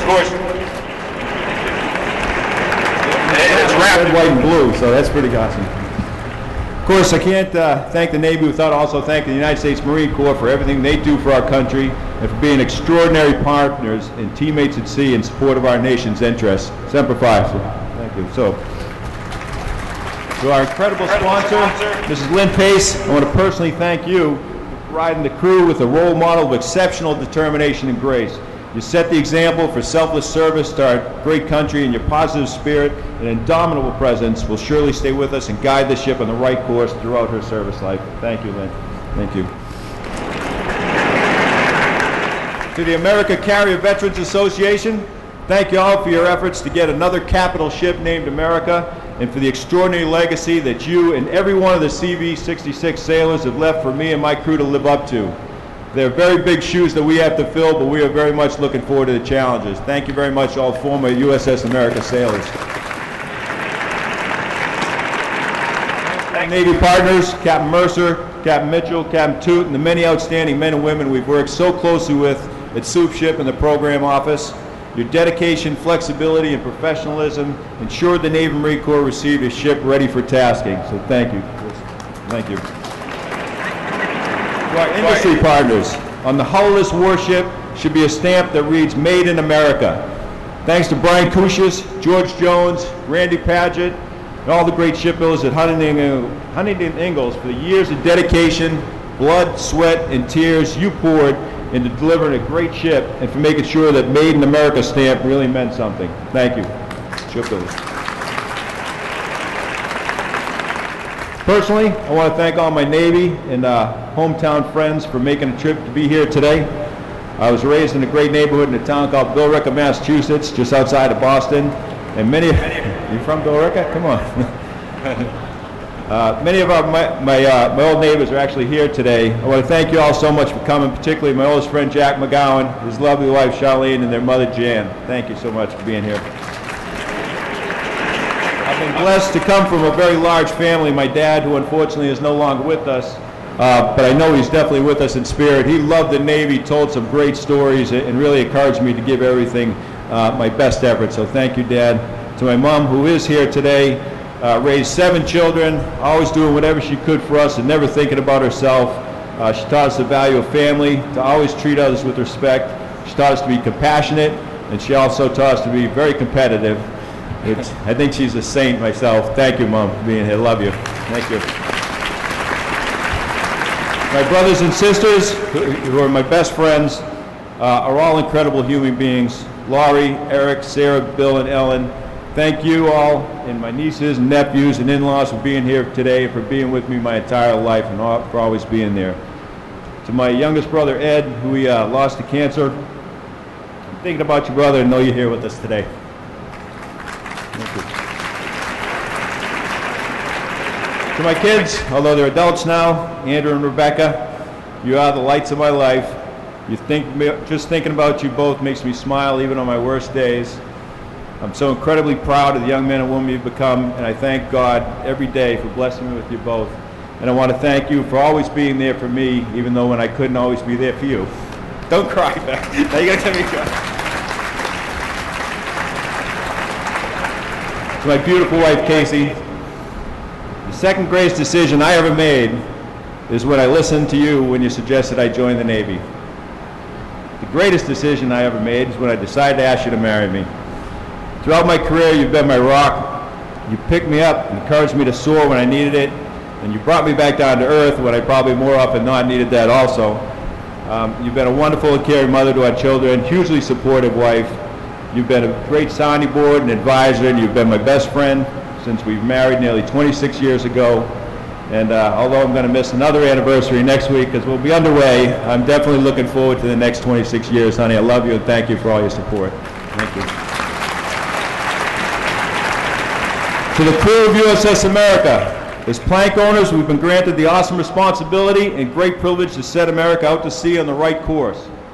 You've worked extremely hard thus far to get her to this point, performing extraordinarily on our maiden voyage around South America.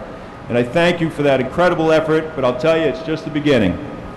As a ship of the line, America will be called upon to defend our nation's values and interests around the world, and we must be prepared.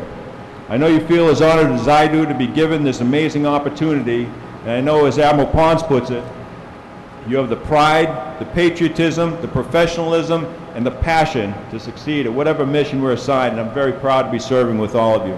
Thank you so much.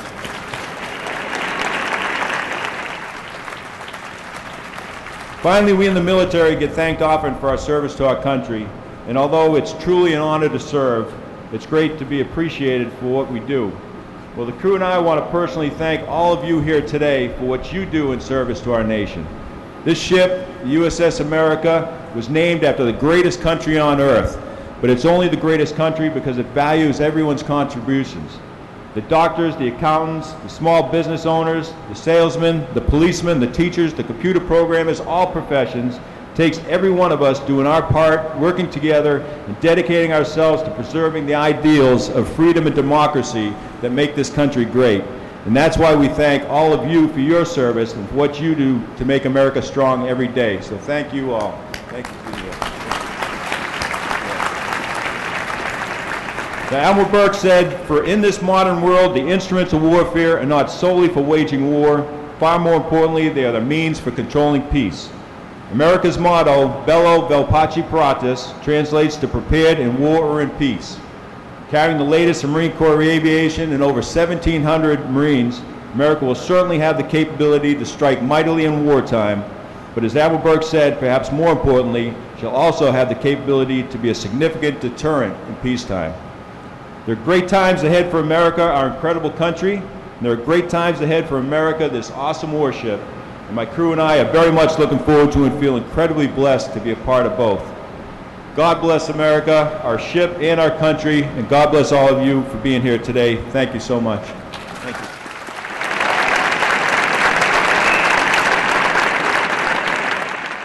Ship's company, attend. Hut. Will the guests please rise? Chaplain Johns will now lead us in the benediction.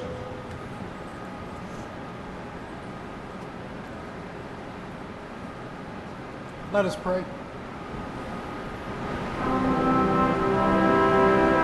Eternal God, we thank you for your presence among us during this time-honored ceremony. As we conclude, Lord, bless the USS America as she begins her service to our great nation. Make her a symbol of justice and freedom for all the world to see. May her nation look to her with pride and as a model of excellence in execution of every task. May she be a respected adversary in conflict, an effective deterrent to war, and a welcome means of compassionate assistance when needed. May the sailors and the Marines who serve on her strive to honor the legacy she represents. Thank you, Lord, for the dedication and the commitment of all who have participated in making the commissioning of the USS America a remarkable success. We celebrate this glorious day with deep gratitude. May we ever draw our strength and support from you, whose perfect love is our peace and whose peace is our power. In your name we pray. Amen. Thank you, Chaplain Johns. Ladies and gentlemen, please be seated, and please remain seated until our platform guests have departed the ceremony.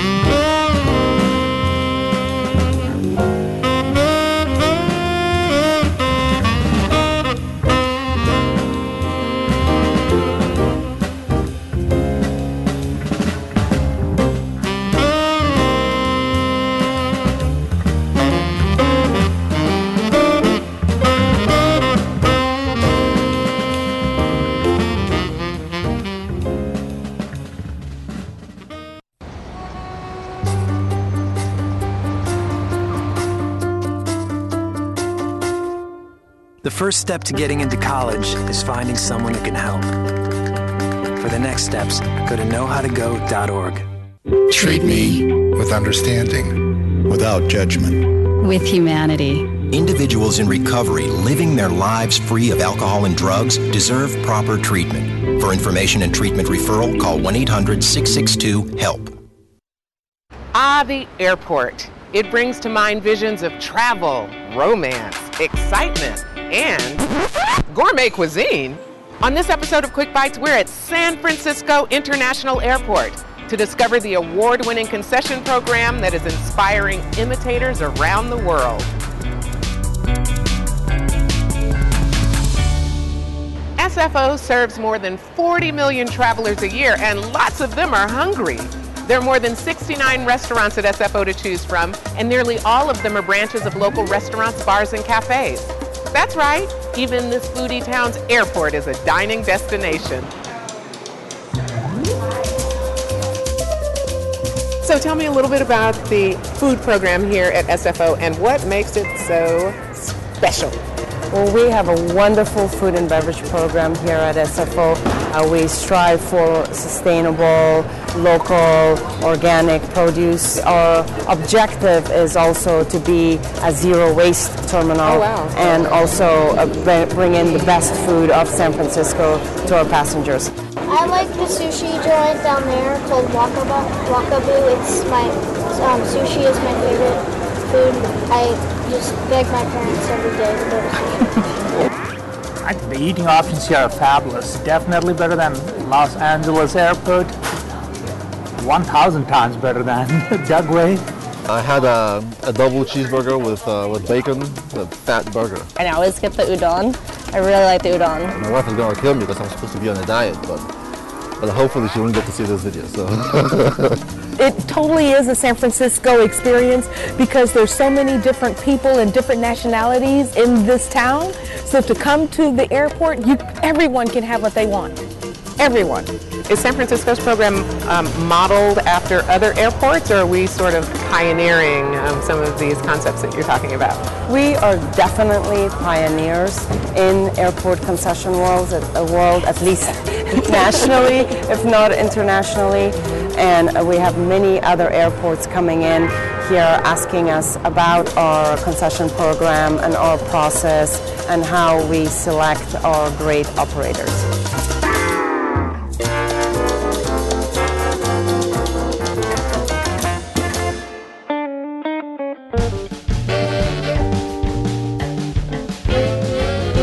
The food options in San Francisco Airport are phenomenal because that's just it. You have options.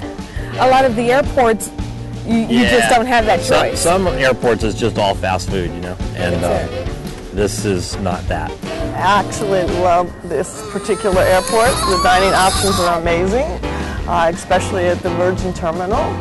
Cat Core is one of my favorites. Sometimes I come here an hour before my flight or 2 hours before my flight just to have some lunch.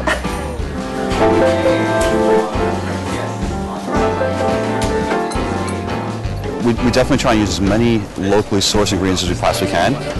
We use a lot of great local dairy products, Laura Chanel's goat cheese, we use Point Reyes Blue, and we also use local vendors. We use Osprey Seafood, we use Greenleaf Produce, and Greenleaf's awesome, by the way. They summarize the percentage of locally sourced products on each invoice, and my last one had 97% on it. Wow.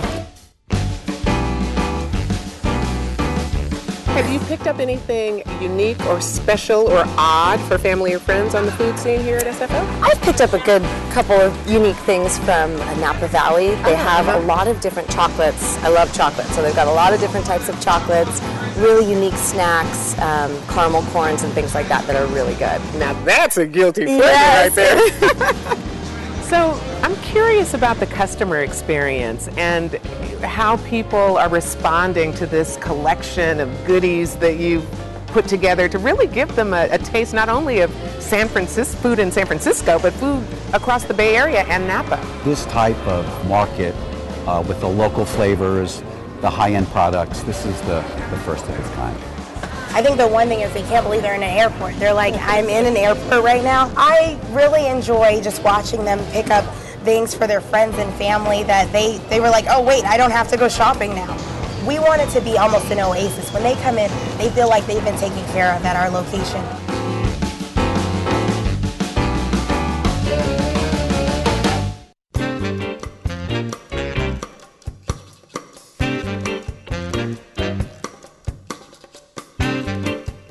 So how long has the Buena Vista Cafe been operating in San Francisco? Oh, since the 1800s, 1893 or such time. We serve more Irish whiskey than any one place in the world, and Irish coffee is it. We get many repeat customers, and we get international customers that know of the original Buena Vista that come here for, if they can't go to the city, they'll come here for the Irish coffee.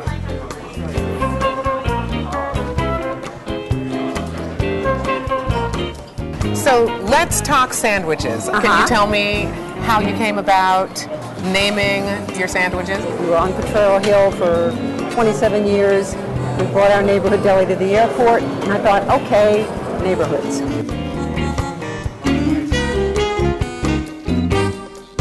How do you keep it fresh? You can answer that any way you want. Yeah. I mean, that's really important to us. Our brand is based on making things from scratch and making sure we don't use any preservatives or stabilizers. We don't use a lot of packaged goods. We actually pasteurize our own milk and take the time to incubate our yogurts from scratch, so they're very pure. I think they really appreciate our effort of being here.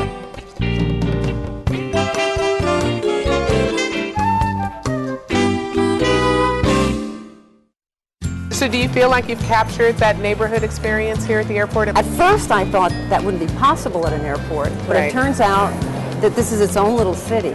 So we get a lot of regulars with the airline crews and with the bag handlers and people in administration, and then with the frequent travelers. And it's great to, sort of establish relationships. So it's just nice. It feels good. When I get lunch or when I come to eat the foods, I feel like I'm just in the city, even though I'm in a big building. I was kind of on the assumption that you kind of one and done with your guests. They'll come in one time, and people don't travel that often. That is so untrue. At our shop outside in San Francisco, we have a lot of regulars. We're a regulars place, and we didn't think that we'd find that here at the airport. And we found here that we have people coming in at least once a week to come for the food, the service, the drinks, and just the atmosphere. The food here definitely reflects the vibe of San Francisco. The Blue Bottle coffee, and then of course Equator. I'm a big Equator fan. I actually ship boxes of Equator home every couple of weeks. So to have it here, I just bought a couple of bags to bring home. Save myself some shipping costs. I'm impressed. It's good stuff. I might just come here like on my own, without a trip. We got the kids, we could get a babysitter, and maybe, we could just have a candlelit dinner right here at the airport.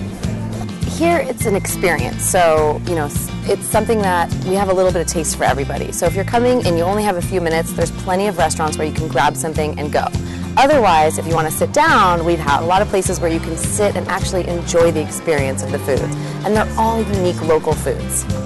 So tell me a little about the future of food at SFO. We're hoping to bring more newer concepts that are out in San Francisco and what our passengers want. Well, I'll look forward to see what you're cooking up.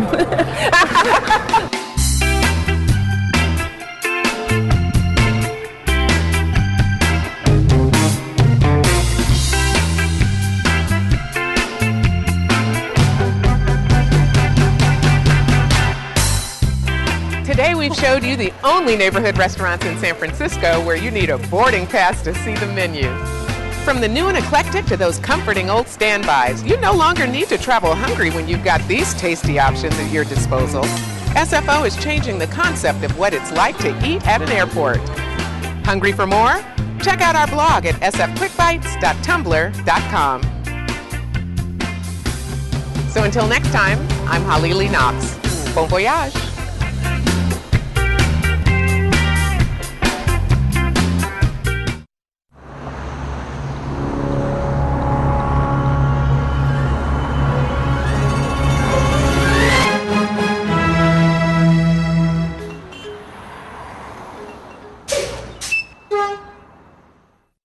Hey man, you got your card? Yeah, I got my card.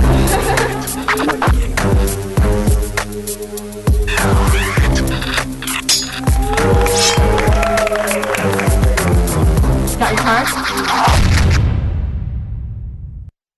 Así te darás de cuenta que si te engaña duele.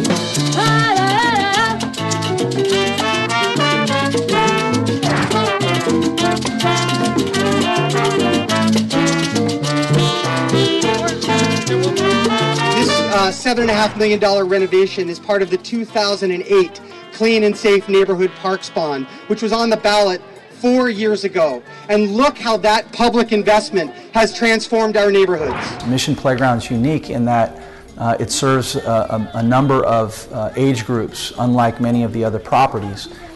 It serves small children with the children's playgrounds and clubhouses. It has basketball courts. It has an outdoor soccer field.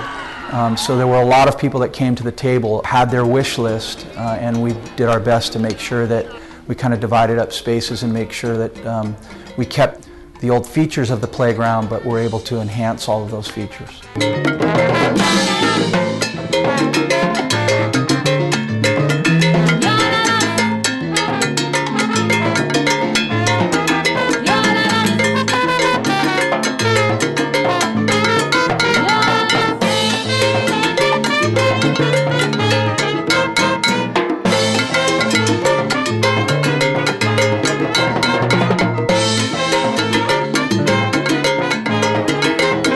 Mission Playground and the soccer fields and the basketball courts and tennis fields is just such a key part of this neighborhood. We want kids to be here. We want families to be here. We want people to have athletic opportunities. We're given a real responsibility to ensure that the public's money is used appropriately, and that something really special comes of these projects. We generally have about an opportunity maybe every 50 years to redo these spaces.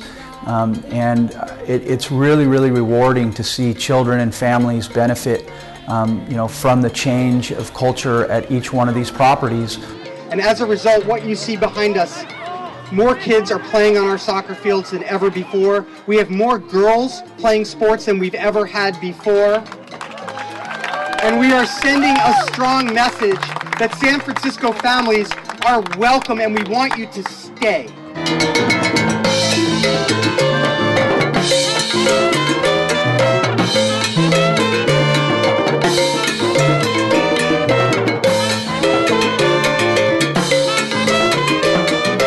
Cinco, cuatro, tres, dos, uno.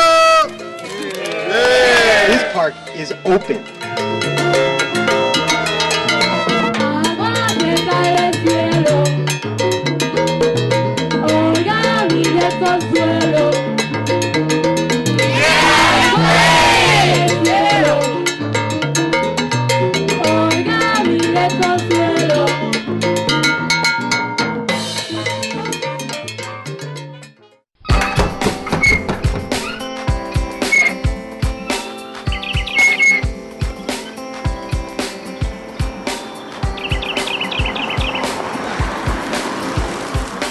I guess the first thing I'd point out is the first name in our title is camp.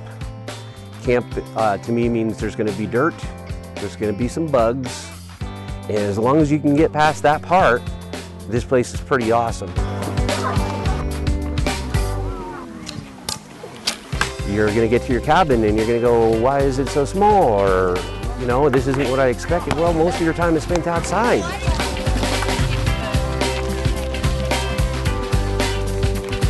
Programming was our first step. We wanted to offer a program that would, really make people happy when they came up here and leave them with memories. Here to here, and there. The more points you have on it. Here we go. All right, ready? 1, 2, 3. I think a big part of it is that everyone is coming from San Francisco. There's kind of cohesive kind of vibe, and people can relate to each other in that way. And it's also everyone's living in a city, so they get out here, and I feel like you really can feel the breath of fresh air that everyone's experiencing out here and kind of experiencing together.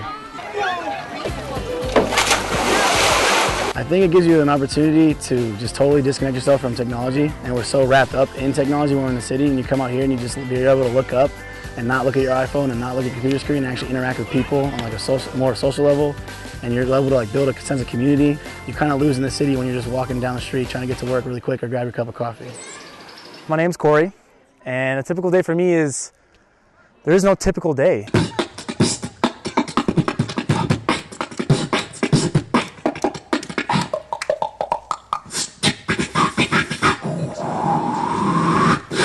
Just from the first time being on stage for the talent show, being embarrassed up there and getting a huge applause, never expected it, and just so many different random things. It's just a really great experience altogether up here. My name is Nathaniel Collins. I'm the executive chef here at Camp Mather. It's my job to oversee the production of over 1,500 meals per day for the guests of Camp Mather.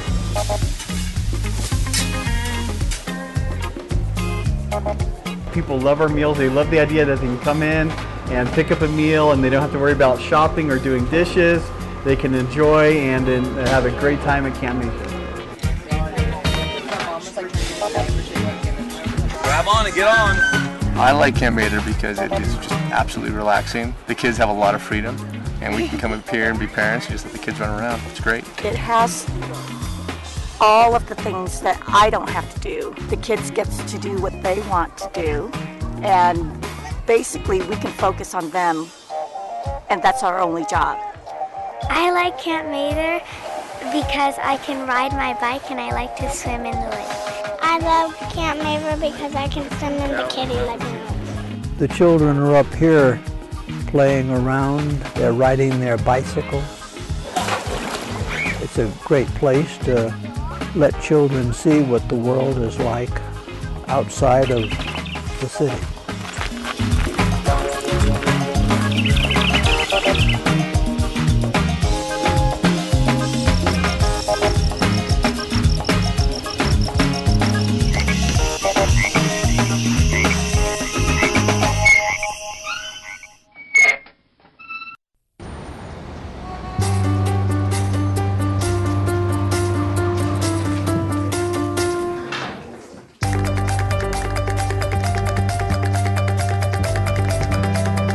Big dreams and good grades aren't enough to get into college. There are actual steps you need to take. Finding someone who can help is the first and most important. For the next steps, go to knowhowtogo.org. It's per capita, I think we have more opera companies than anywhere in the United States, which is a pretty amazing statement. We're not trying to be flashy. We're not trying to be shocking. We're just trying to create something new and original. One of the great things about being a conductor is you enter and you turn your back and you just see the orchestra and the musicians and the singers on stage. Gesualdo was the most contemporary composer of his time, and I think he still is. When you look at his music, people, if you erased his name and you did it in an exam in a music class, many would think that he's a contemporary composer. He was, well, he became ill and, was crazy at the end of his life and really pushed the boundaries of harmonic language to things that were not acceptable at the time, for sure. But that I think, had a great influence on what came after. When you talk about lineage, he was a great influence on the harmonic language of the Baroque and of the contemporary up to now. So I thought it would be really interesting, because he was so contemporary and so avant-garde, to use him as a subject matter for, and also his life is perfect. You kill your wife, you get poisoned, all these things. It's a great story for an opera.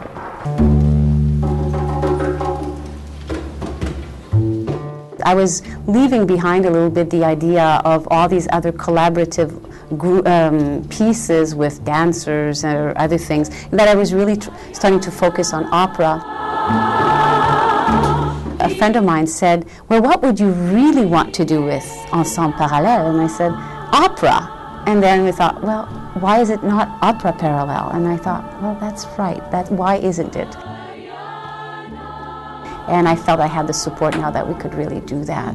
I also realized that it was something that wasn't being done in San Francisco, that we were actually really filling a niche that no other organization was doing, as opposed to contemporary collaborative form.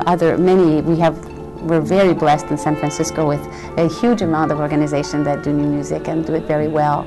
So I thought, well, this is going to be our specialty. You create a conceptual idea for setting the opera, and you spearhead and work with the other designers to create an overall vision that is the final product of the opera.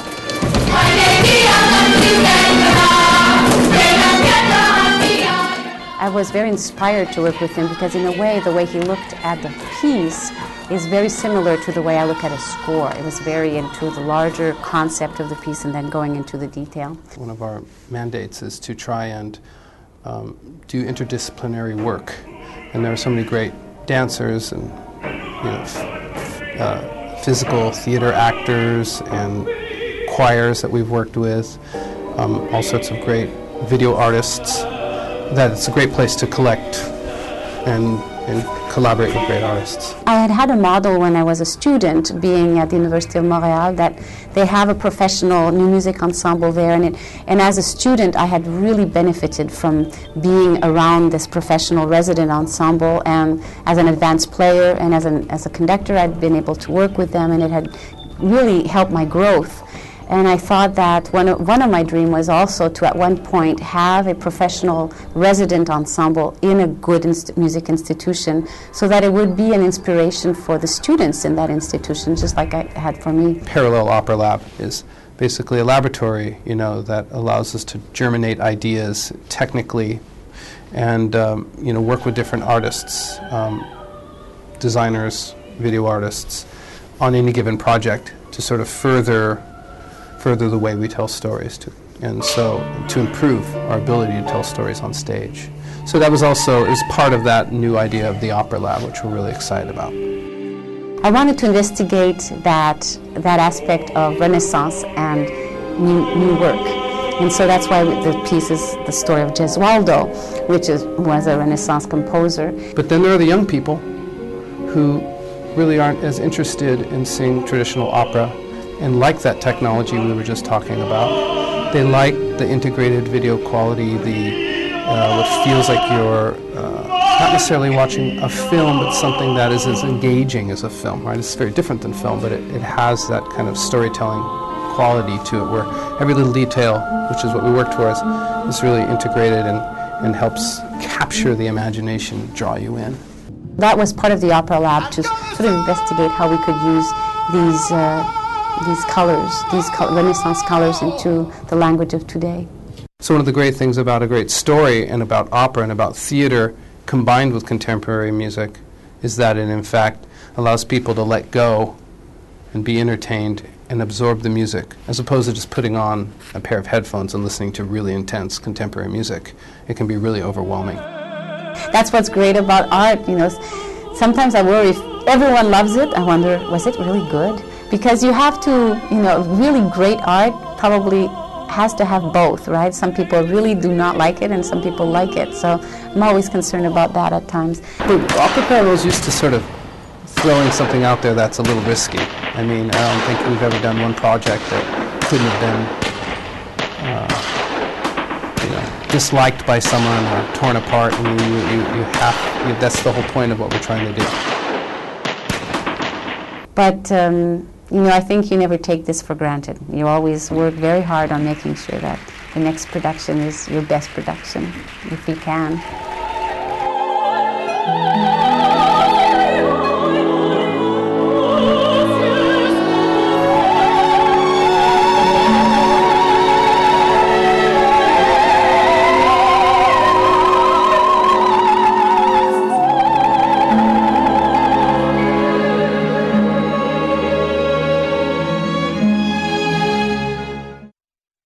Well, good morning, everyone. Welcome to City Hall, the home of the San Francisco Giants. All right. Well, today we have a very important piece of legislation to be signed. Let me begin at the outset.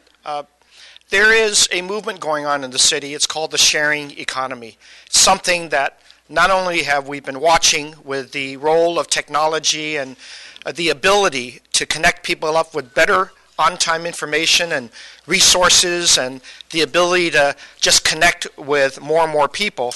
But taking place in our city and cities across the country is a movement called the sharing economy. And that is based upon a very simple understanding that in order to be successful in America, you don't... Hearing none, that motion passes 5-0. The next item on the agenda is discussion and possible action on the minutes. Any? Just a procedural. Yes. Can you still vote if you did not attend? Do you? Or yes, you have to. You have to vote. Okay. If you feel there's a reason you shouldn't, you can ask to be recused. Okay. I move that we adopt the minutes as written. Second. Public comment? All in favor? Aye. Aye. Opposed? Hearing none, that motion passes. Executive Director's report. I'll make this quick.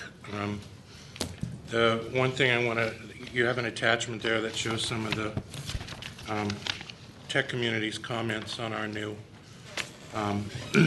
ballot measure dashboards. I wanted to add, we sent them to the other California commissions, and San Diego immediately set out to copy it, and the other ones think it's fantastic. So we're also sending them out to jurisdictions outside of the state, and Seattle has immediately moved to copy it as well. So we've tried to help them out to do that. And there's a lot of buzz in the tech community. The only other thing is I wanted to say is we're moving right along in implementing the new lobbyist rules and everything. So that's coming along on schedule, and we're getting that done. Great, thank you. Public comment on the Executive Director's report. The next item on the agenda is items for future meetings. At a recent meeting, Commissioner Hayon had asked for an update on previous requests, so I went back a year and put these out just so you guys have a history of what's been out there. It's not really a discussion item, since you wanted to know. Yes, no, that's very helpful. Yeah, I'll give you one. Thank you. Sorry? Sunshine memo. One other thing, the Sunshine memo that Mr. Minette-Shaw mentioned earlier, Jesse's going to give you a copy. This is going to be on next month's agenda. It's kind of an irony that Mr. Minette-Shaw said we shouldn't have given it to Sunshine without considering it first. If we'd considered it first without giving them a chance to comment, they would have been upset. So we gave it to them earlier, I think last week. We were going to have this on the October agenda. They asked us predictably to wait until I have a chance to look at it. So it'll be on the November agenda. We did extend the consideration a month. We don't intend to extend it beyond that because commissioners have been asking for this discussion for a while. Okay. And you'll include this in the November packet as well. So that's a draft of what we have so far, and as Mr. St. Croix said, we provide it to the Sunshine Ordinance Task Force for their review. I went to that meeting, went to a subsequent committee meeting, so they're talking about it. They gave me some feedback, and then they're going to provide feedback at the meeting in November. And then we also did distribute it to the department heads.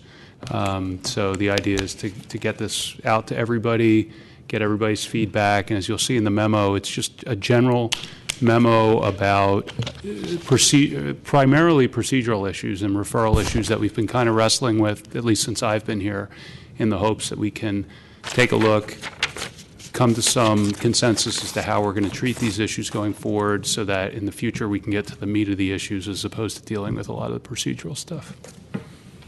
And so is the idea that the memo could change based on feedback, or are we going to be discussing it as currently drafted? Yeah, I mean, I would think it's probably going to be mostly what it is right now, but based on if there is feedback, we might tweak it a little bit, obviously. And we've obviously extended the invitation for folks to not only send comments to us, but also for the Commission's consideration. Public comment. David Pilpel, speaking as an individual. The task force did have a brief presentation by Jesse at the early October meeting, and then in part at my suggestion, sent it to committee where there was further discussion last week, and I think it's back at the full task force next week. So the task force and the Sunshine Advocates will have an opportunity to review it and provide comments prior to the commission hearing it. So I think that was the intent, and that's underway. And I spent some time with Jesse on it beforehand, and I think that input was helpful, I hope. So hope that we have a good discussion next month on it. Great, thank you. Also, I should note in terms of future actions, there's an interested persons meeting November 10th and 13th, is that correct? Yeah, that's true. On proposed changes, thank you, Dave, proposed changes to CFRO, We're looking for input from the regulated community, the public, et cetera, regarding third-party reporting, and then also disclaimers, and then a couple of the items that we talked about earlier this year about amending the ordinance to take those out, the unconstitutional provisions.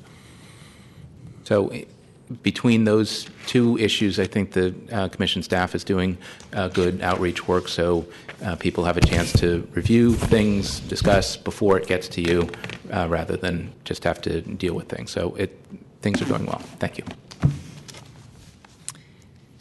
Is there a motion to adjourn the meeting? All in favor? Aye. Opposed? None. The meeting is adjourned. What's This is basically